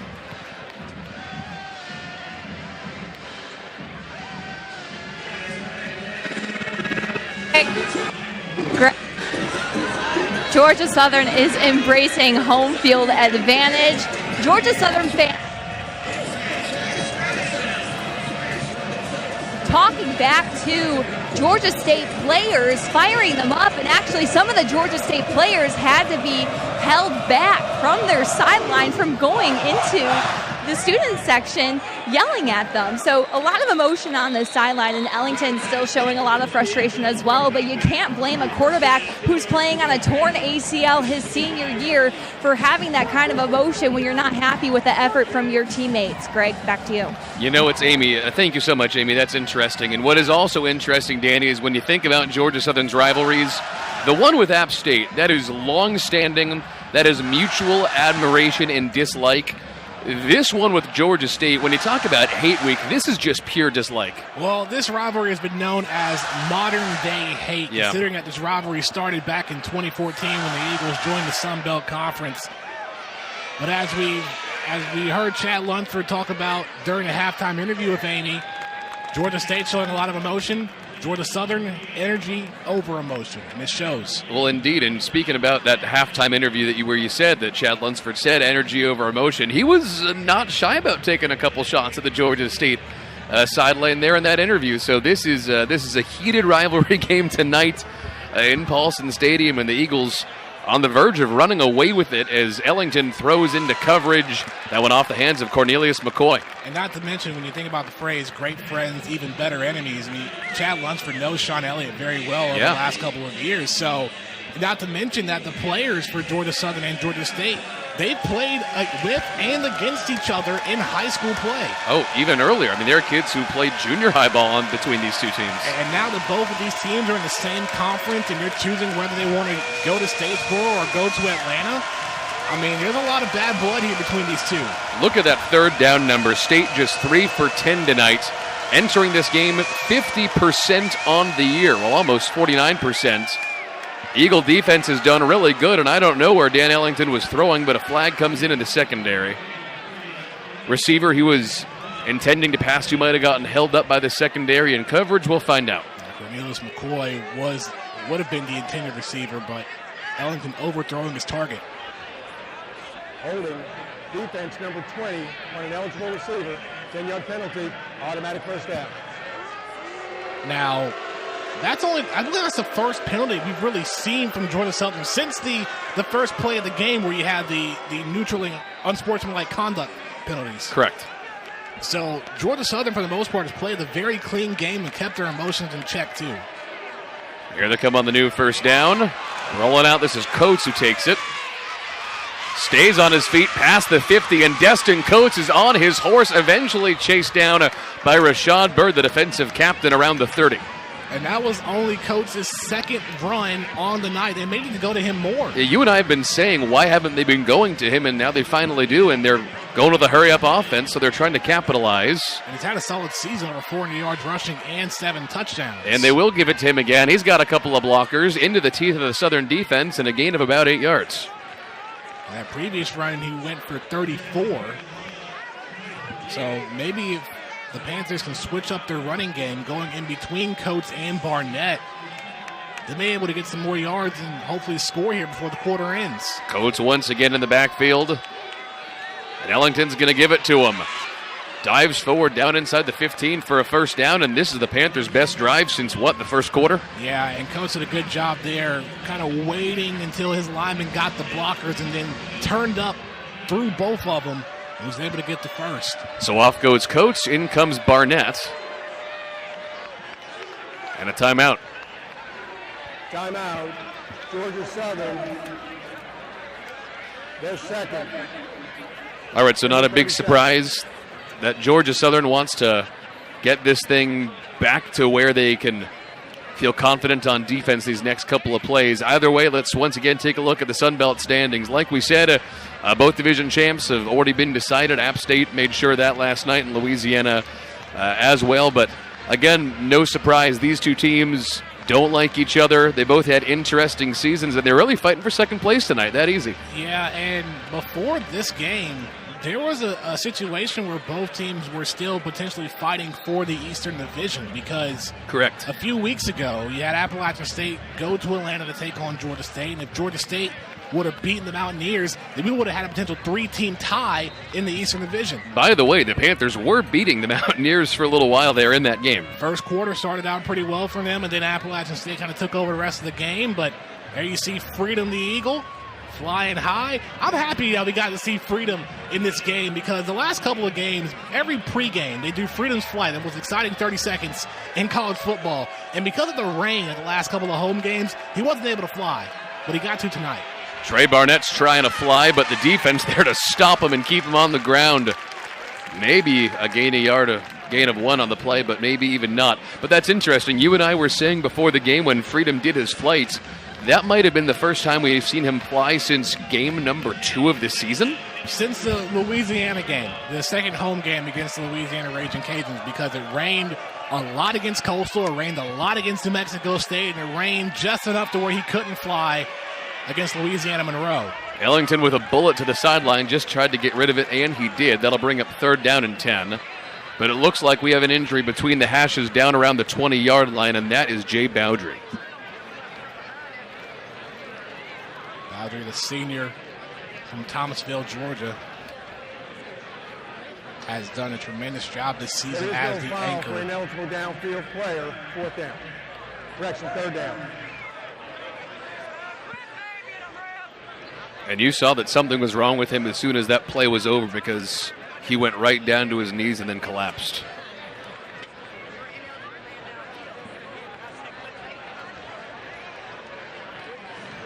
Let's take a look. Yeah, he took a big hit there from Jonathan Afidi. I think he may have jammed his forearm there on the block. They're trying to get off of that running back. Because that's what he was, when he rolled onto his stomach, that's what he was holding on to. Hopefully nothing too serious. One of the captains and one of the number of seniors playing their final game in Paulson Stadium. But at least if you're a Georgia Southern fan, you can feel confident knowing that although it might be the final game of the year in Paulson Stadium, it is more and more looking like it is not going to be the last game of the year, period, because ULM is still losing to Louisiana, and Georgia Southern here with a win over Georgia State locks in a bowl game, in all likelihood. 3rd down and 10.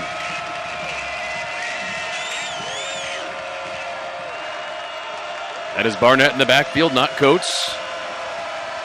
Ellington looking to throw. And down he goes. The defense comes up big again for Georgia Southern. Lane Ecton, the man who got it done. And you could tell there that Ellington was really thinking about whether he should run or not, because there was a small opening where he could have taken himself. You can tell right there on the field, he's super frustrated. There was a little crisis of faith there after he dropped back and saw no one was open and the pocket was collapsing. It's kind of like, do I risk it or do I throw it away? Do I just stay and try to create some more time, or you just tell nothing he can really do. But the Panthers have a chance to put some points on the board since the first. Yeah, here's Brandon Wright. He's 10 for 15 on the year. This is a chip shot. That one is up and good, and that is the first Georgia State score since their opening drive of the game. Rather, from their second drive of the game. They went 3 and out on their first drive. Second drive, scored a touchdown. Either way, this is the first since pretty much the beginning of this game. Yeah, and it's not the outcome that you want, but you take it in a situation where you're down as much as the Panthers are. And you wonder, for Dan Ellington, how am I going to try and get this team back into it with the fourth quarter coming up?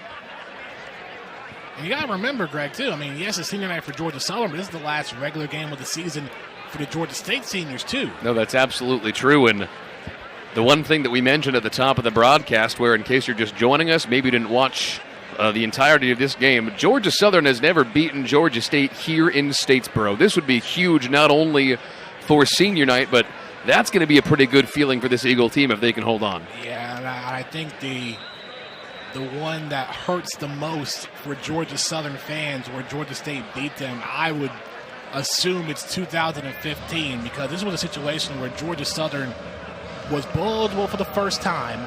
They were on their way to a 10-win season, potentially on their way to a 10-win season. Senior day at home on a Saturday afternoon, and Georgia State comes in and halts all that momentum. It was a really great season for the Eagles, too. They ended up winning their first official bowl game, the GoDaddy Bowl. But, that loss is crucial. The 2017 loss was crucial, too, because that was a close game going into the fourth quarter, and Georgia State would hold on to win that one, so... Even though I wasn't broadcasting the game, I was here covering it for the local news, and I got to tell you, the sense in this stadium when that thing was done was not fun. And so for 2 years later to have it turn out looking like the way it's about to turn out, this is going to be pretty much polar opposite atmospheres. Yeah, and the 2017 loss was rough, too, because that was the year Georgia Southern went 2-10, and Chad Lunsford was the interim coach in the second half of the season.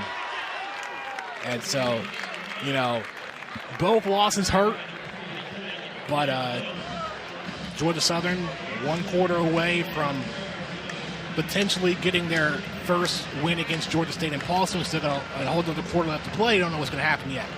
Either way, on the other end of this commercial break here on ESPN Plus, as we head to the fourth quarter, it's still going to be Eagle ball. It's Mo Bamba time in Paulson Stadium. Fourth quarter is next. Stay here.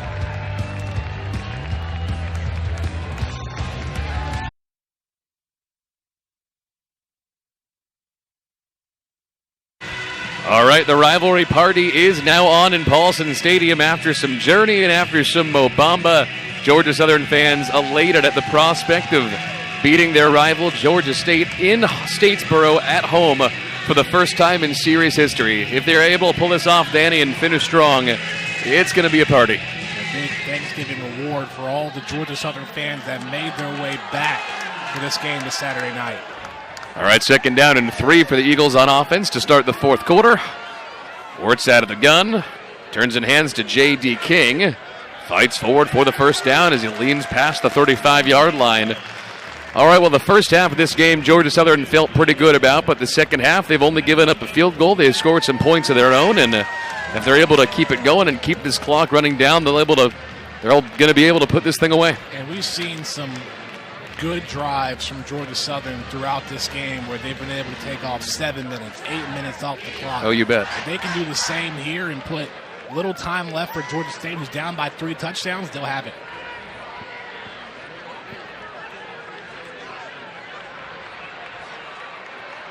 New first down, and it's the option. And down goes Wirtz. Really good tackle coming off the edge that time for Blake Carroll. And can I bring up this stat as well? You can. For Georgia State and Dan Ellington, he didn't have any passing yards in the third quarter because he was. Oh, man, you're right. 10 for 13 with 101 yards, and yeah, he had some completions, but they went for negative yards. You're right. Or if one was a positive, it went back. Either way, they haven't been able to get the ball moving in the air. He's had some troubles in the third. And he's going to have a big-time performance in the fourth if he wants to get the Panthers back in it. Kennedy in the backfield. Second down and long. Wirtz looking deep on play action to Caleb Hood, and it's out of his hands, incomplete. Really good coverage on the play as well from Evan Jones, the corner. Yeah, I believe Jones may have gotten a hand on it before Hood was able to make the catch. I think it went right through.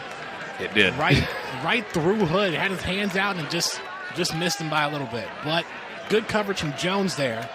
Makes it 3rd and 13. Let's take a look at this one more time. Good time for Wirtz. And it was tipped.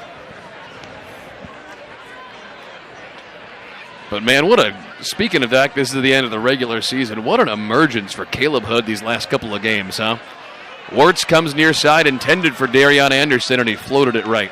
I mean, we've seen some good play from a lot of different freshmen on this Georgia Southern team. Caleb Hood stepped up in the first 4 games when Wesley Kennedy was out. Gerald Green's gotten a couple of carries as well. And how about on the defensive side? Javon Singletary really impressed Scott Sloan, and he got a couple of plays in there as well. Certainly did. The future is bright. And the good news is, if you're a fan of this Georgia Southern offense, at least, there are a lot of losses coming on defense. But in terms of offense, Shai Wertz will be back. LaRoche will be back. Wright will be back. Kennedy, King, Green will be back. And there's one more part of this offense that's really stood out to me in this game, Greg. The offensive line. I mean, this is the first time we're bringing up the O-line for Georgia Southern, but throughout the season, they have had so many injuries and different rotations that they've had to make.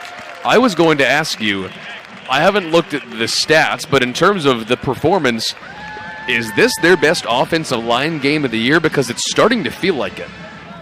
I would believe so. I mean, considering all the injuries that they had in the beginning of the year and trying to find that perfect group and having a tough schedule in the open, and they're pretty much going down to third or fourth string offensive linemen getting reps. I mean, they've done a good job adjusting and creating space for the running game. Play action on first down. Ellington floats it over the middle of the field, and he's got Gentry. And it looks like he held on. Jesse Liptrot on the tackle toward the 40. That's what Ellington's going to need to do here. No time to waste. Quick passes, go down the middle of the field, get to that second level, try to get about 10, 12 yards, and to keep the drive going. Yeah, you got 3 touchdowns to make up.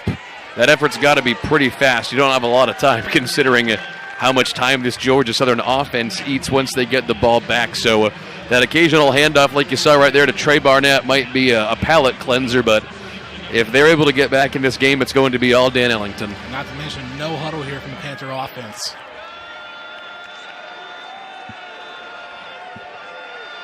Second down out of the gun. Plenty of time for Ellington. Nice little dump off over the middle to McCoy. Spun down nicely by Donald Rutledge. McCoy able to make the catch, securing the ball, getting a couple extra yards after the catch. Yeah, he's been pretty good tonight. That's his 5th catch for just shy of 60 yards. Although considering he's got 60, now more than 60 catches on the season, no touchdowns tonight. They've limited him pretty well. Comeback route off of his hands, and Brinson knocked him down. Good job by Monquavian and Brinson on the coverage. And not to mention, he's kept his emotions in check. Initially, he was the one that was called for the unsportsmanlike conduct before it was changed to Raynard Ellis. Well, and I will say this. Speaking of the secondary, the Georgia Southern corners have tended to be pretty locked down this year. The problems have come deep over the top. Some people among Eagle fans have gone after the safeties for that, as that's off the hands of McCoy for the second straight play. Safeties have not gotten beat deep tonight. The safeties have locked it down pretty well for Southern. We got to remember, with Ellington with a torn ACL, he's not going to be able to throw the ball as deep as he's used to. So you're not really worrying about the deep ball here in this game. More so short passes or second level passes in the middle of the field. State 30 for 11 tonight on third down, well below their season average of almost 50%. Eagle defense has gotten it done by bringing pressure usually. McCoy to the top of the screen. Ellington not looking his way. And now he might. Throws far side to McCoy on the comeback route. Makes the catch but didn't get to the sticks. So that'll bring up 4th down, and they've gone for that twice tonight already. I think you got to. Yeah, I'm about to say, I feel like you got to go for it here. It's not field goal range. Not field goal range. You're in Georgia Southern territory. You need to go for it. Yeah, it is time. Like we said, State has gone for it twice tonight. They converted once, their first time on what was a 4th and 4. This is also a 4th and 4.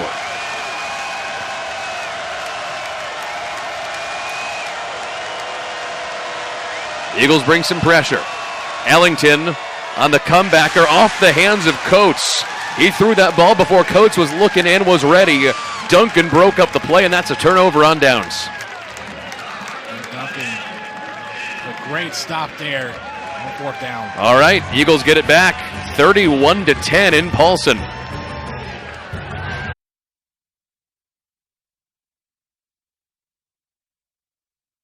All right, so if Georgia Southern is able to hold on into the 4th quarter, it makes you wonder, Danny, after the Sun Belt Championship next week, what the future for the bowl game is. Yeah, we already know that the conference champion, either App State or Louisiana, will go to New Orleans, but the rest is up in the air. So the Eagles went to the Community Bowl last year, got a game-winning field goal kick by Tyler Bass to win 23-21.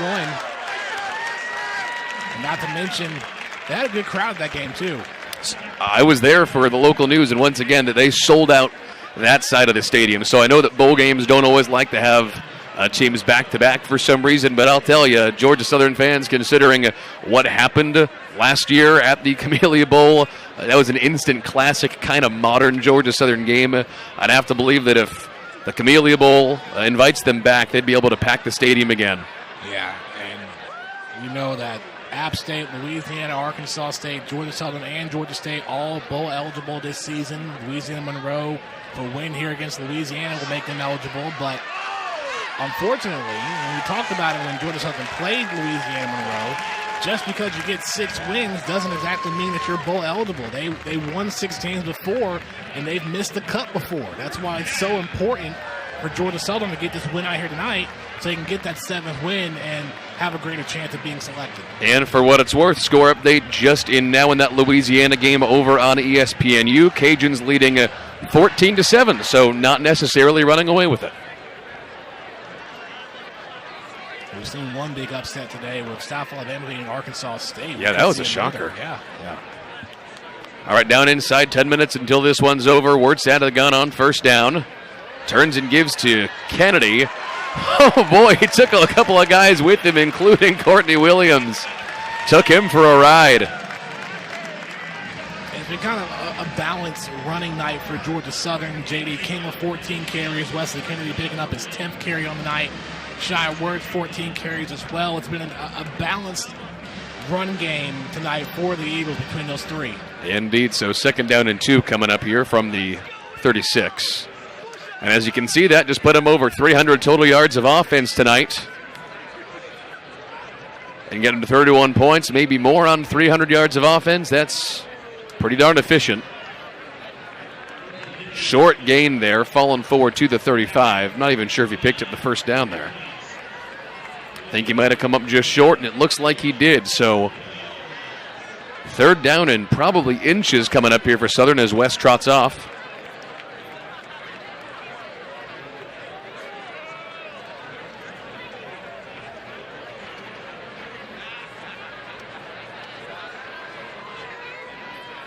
And here come the Eagles on 3rd and short. It's amazing, once again, as you look at that graphic, they've been as effective an offense as they have been.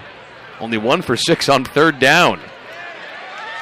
And it looks like J.D. King's able to help them out there and move the sticks.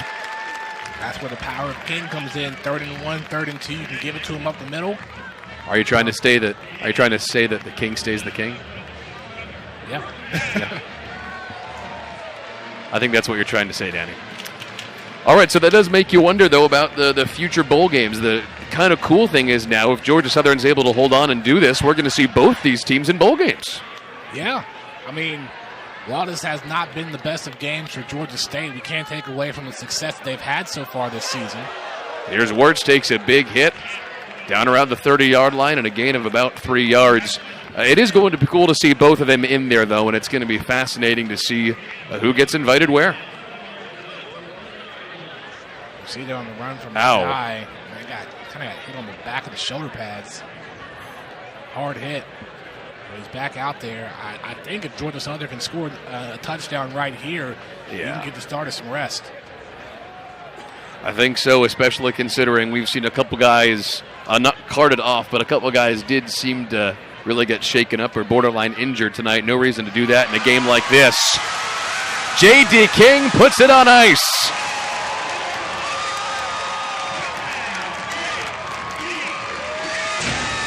(37-10), Georgia Southern on top of their rivals. And 3 touchdowns for the Oklahoma State transfer. What a day for J.D. King. Considering that he didn't play last week, he definitely wanted to be out there with his guys. And he has delivered for the Eagles tonight. Chad Lunsford and the coaches promised this week that if people got back from wherever they went for Thanksgiving for this game, that they would be rewarded. And I think, Danny, as Tyler Baskett's ready to put this one through, that the coaches and players have followed up on that promise. They have delivered a really exciting game tonight, and they're going to try to finish this thing off after the break. Eagles up big here in the 4th quarter on ESPN+.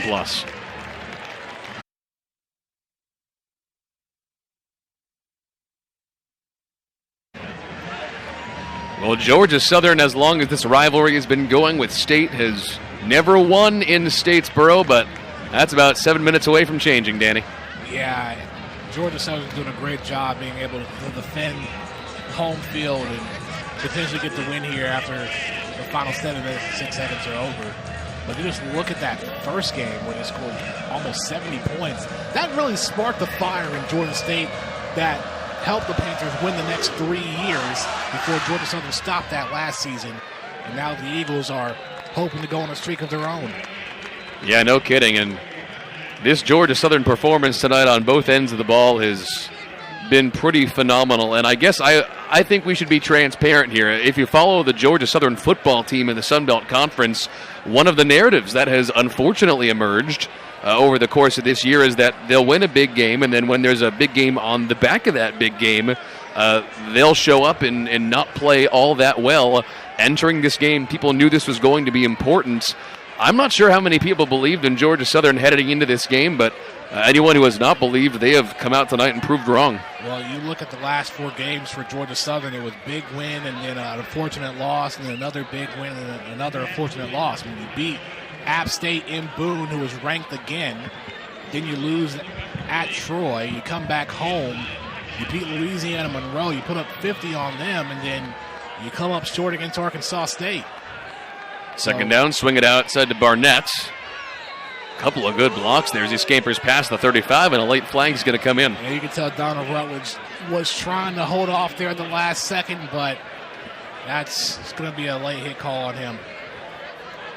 You could tell he was trying to hold off as the last second, but After the play was over, personal foul, late hit out of bounds, defense number 24. 15-yard penalty and an automatic first down. yeah, I mean, That's the right call. do if you want, but it is the right call. I mean, he tried to hold up, but ended up getting him.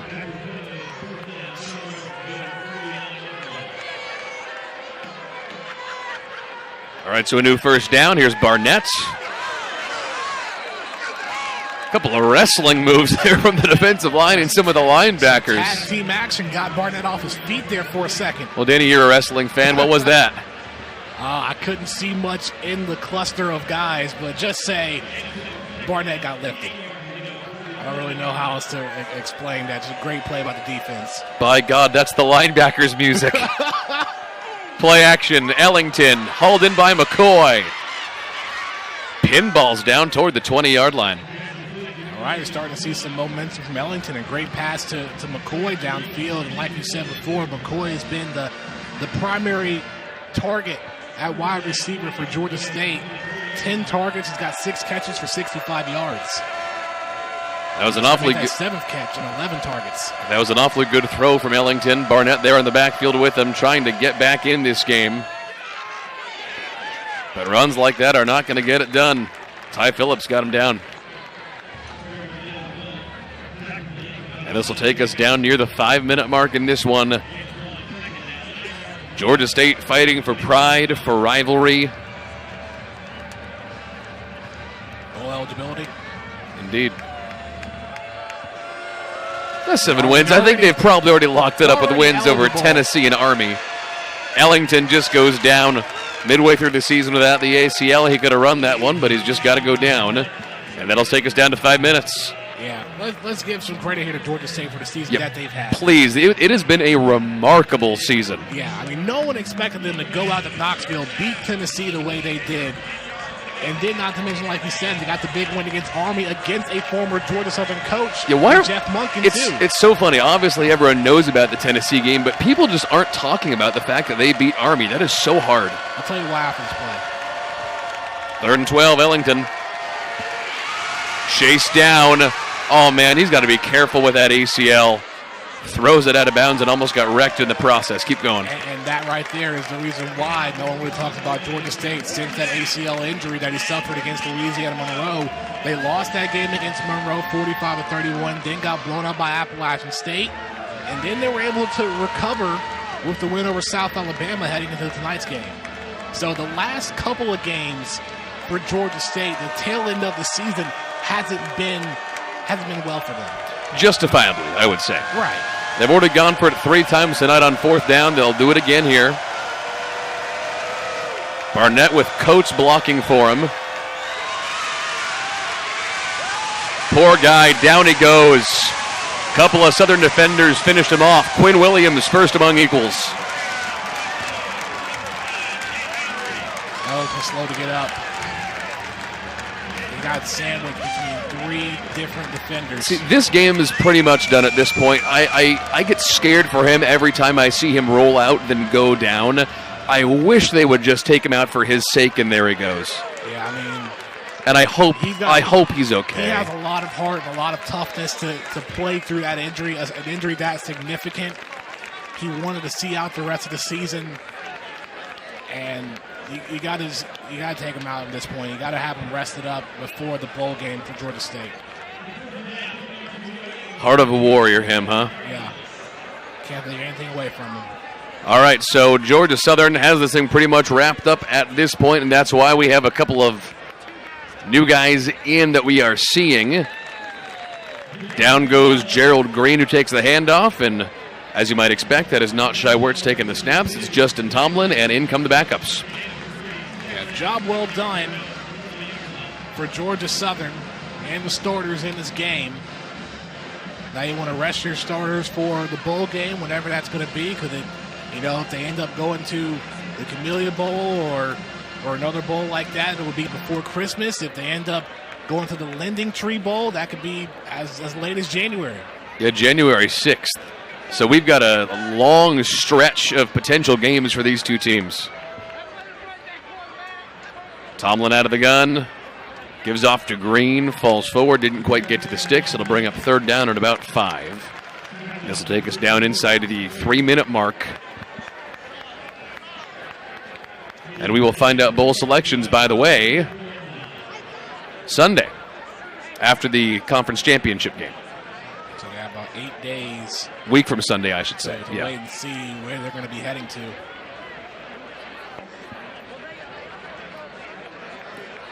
By the way, that championship game coming up next Saturday, immediately following College Game Day on ESPN. Nice big stage for that game. Cannot wait to see it again. Green tried to fall forward, but the defensive line shoved him down around the 47, Danny. So I have an interesting question to ask here, Greg. I'm ready for it. That conference championship game for App State. If they win the conference championship, they would only have 1 loss, and it was a tough loss to their rival, Georgia Southern. But they have 3 solid wins, 2 over Power 5 teams, both North and South Carolina, and against the Louisiana team already who is ranked in top 50. Do you give them a chance to consider them? Are you talking about the New Year's Six? Yeah, I'm just going to ask straight out. Because it'll be between App, Boise State, and maybe 1 or 2 other teams there. But you got to look at the schedule for App State and think, well, they're just as deserving. That's a really great kick from Anthony Beck. Holy cow, down around the 10-yard line. We'll talk about bowl games a little bit more on the other side of the break. I'm going to answer your question, Danny, after this.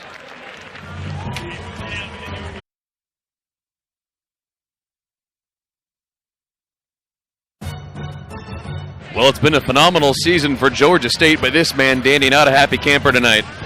Yeah, I mean, we wanted to try and rally the troops one final time just to finish this game out. Didn't go the way that he had it intended to be. Georgia State a minute 51 away from getting their first win over Georgia State in Paulson. All right, so this is Kirsten Harvey taking snaps now that Dan Ellington had been walked off the field by his teammates at the end of the previous drive. Down he goes.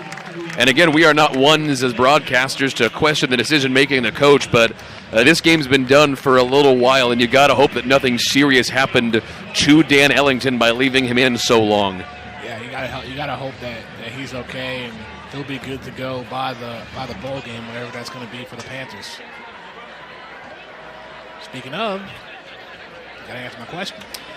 You know, it's interesting. I think college football would like to see App State represented in the New Year's Six bowl games because, let's be frank, we've seen Boise State on the big stage before. I think it'd be interesting for college football to see kind of a new contender in that way. Obviously, App State has crashed the party before with big wins like the one over Michigan, but to see them on that big a stage after wins against North and South Carolina, I think there's part of the college football world that would like to see a new face. Yeah, you got to give them some credit for that. Big wins at North Carolina and at South Carolina. I mean, for me, I would like to see some conference representation at the top. And App State has played a tremendous season, and I think they're deserving. Now, Southern fans will always say, we beat App. We gave them the one loss. And that's always something you can say as well. I think Eagle fans even fed truth serum, as that's a nice carry toward the 20-yard line, would, at the end of the day, be happy for their rivals if it meant that the conference got that kind of representation. Actually, I take that back, but a lot of Sunbelt fans would feel that way. No, Sunbelt fans, not happy. Sunbelt fans might feel that way. Got to be careful of that one. Well, either way, Georgia Southern fans can certainly be happy about this. For the first time in program history, they have beat rival Georgia State here at Paulson Stadium.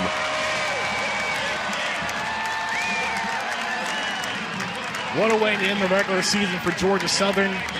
They bounced back after a tough loss against Arkansas State. They finished the year 7-5, and they have the tiebreaker over Georgia State, so they'll finish second in the Eastern Division 2. Georgia Southern 38, Georgia State 10. Chad Lunsford is a happy man, standing by, and Amy is there patiently waiting. Amy, go ahead. Coach, you entered tonight bowl eligible, but you said 6 wins is not enough. You picked up win number 7 tonight. How important was this win? It was very important, obviously, because of our season. We needed to get 7. Now, 7-5, that's not, by Georgia Southern standards, that's not good enough. But I do want to say this.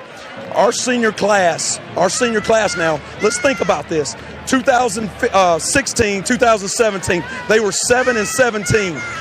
Now, 2018, 2019, okay, they're 17-8. Okay, so when you look at the big picture, that's a turnaround. Okay, I understand 7 wins ain't enough at Georgia Southern, and we'll go work our butt off to get number 8 in a bowl game. But the senior class means a lot. They've beat App State 2 years in a row. They beat Georgia State 2 years in a row, and they're completing a turnaround. They're completing a turnaround. With that said, on senior night, what do you take away from your players' performance? They were ready. This is a resilient football team. There was 5 or 6 plays last week against Arkansas State that made it 35-10, and then we had to fight our butts off to get back into it, and then we come up this short,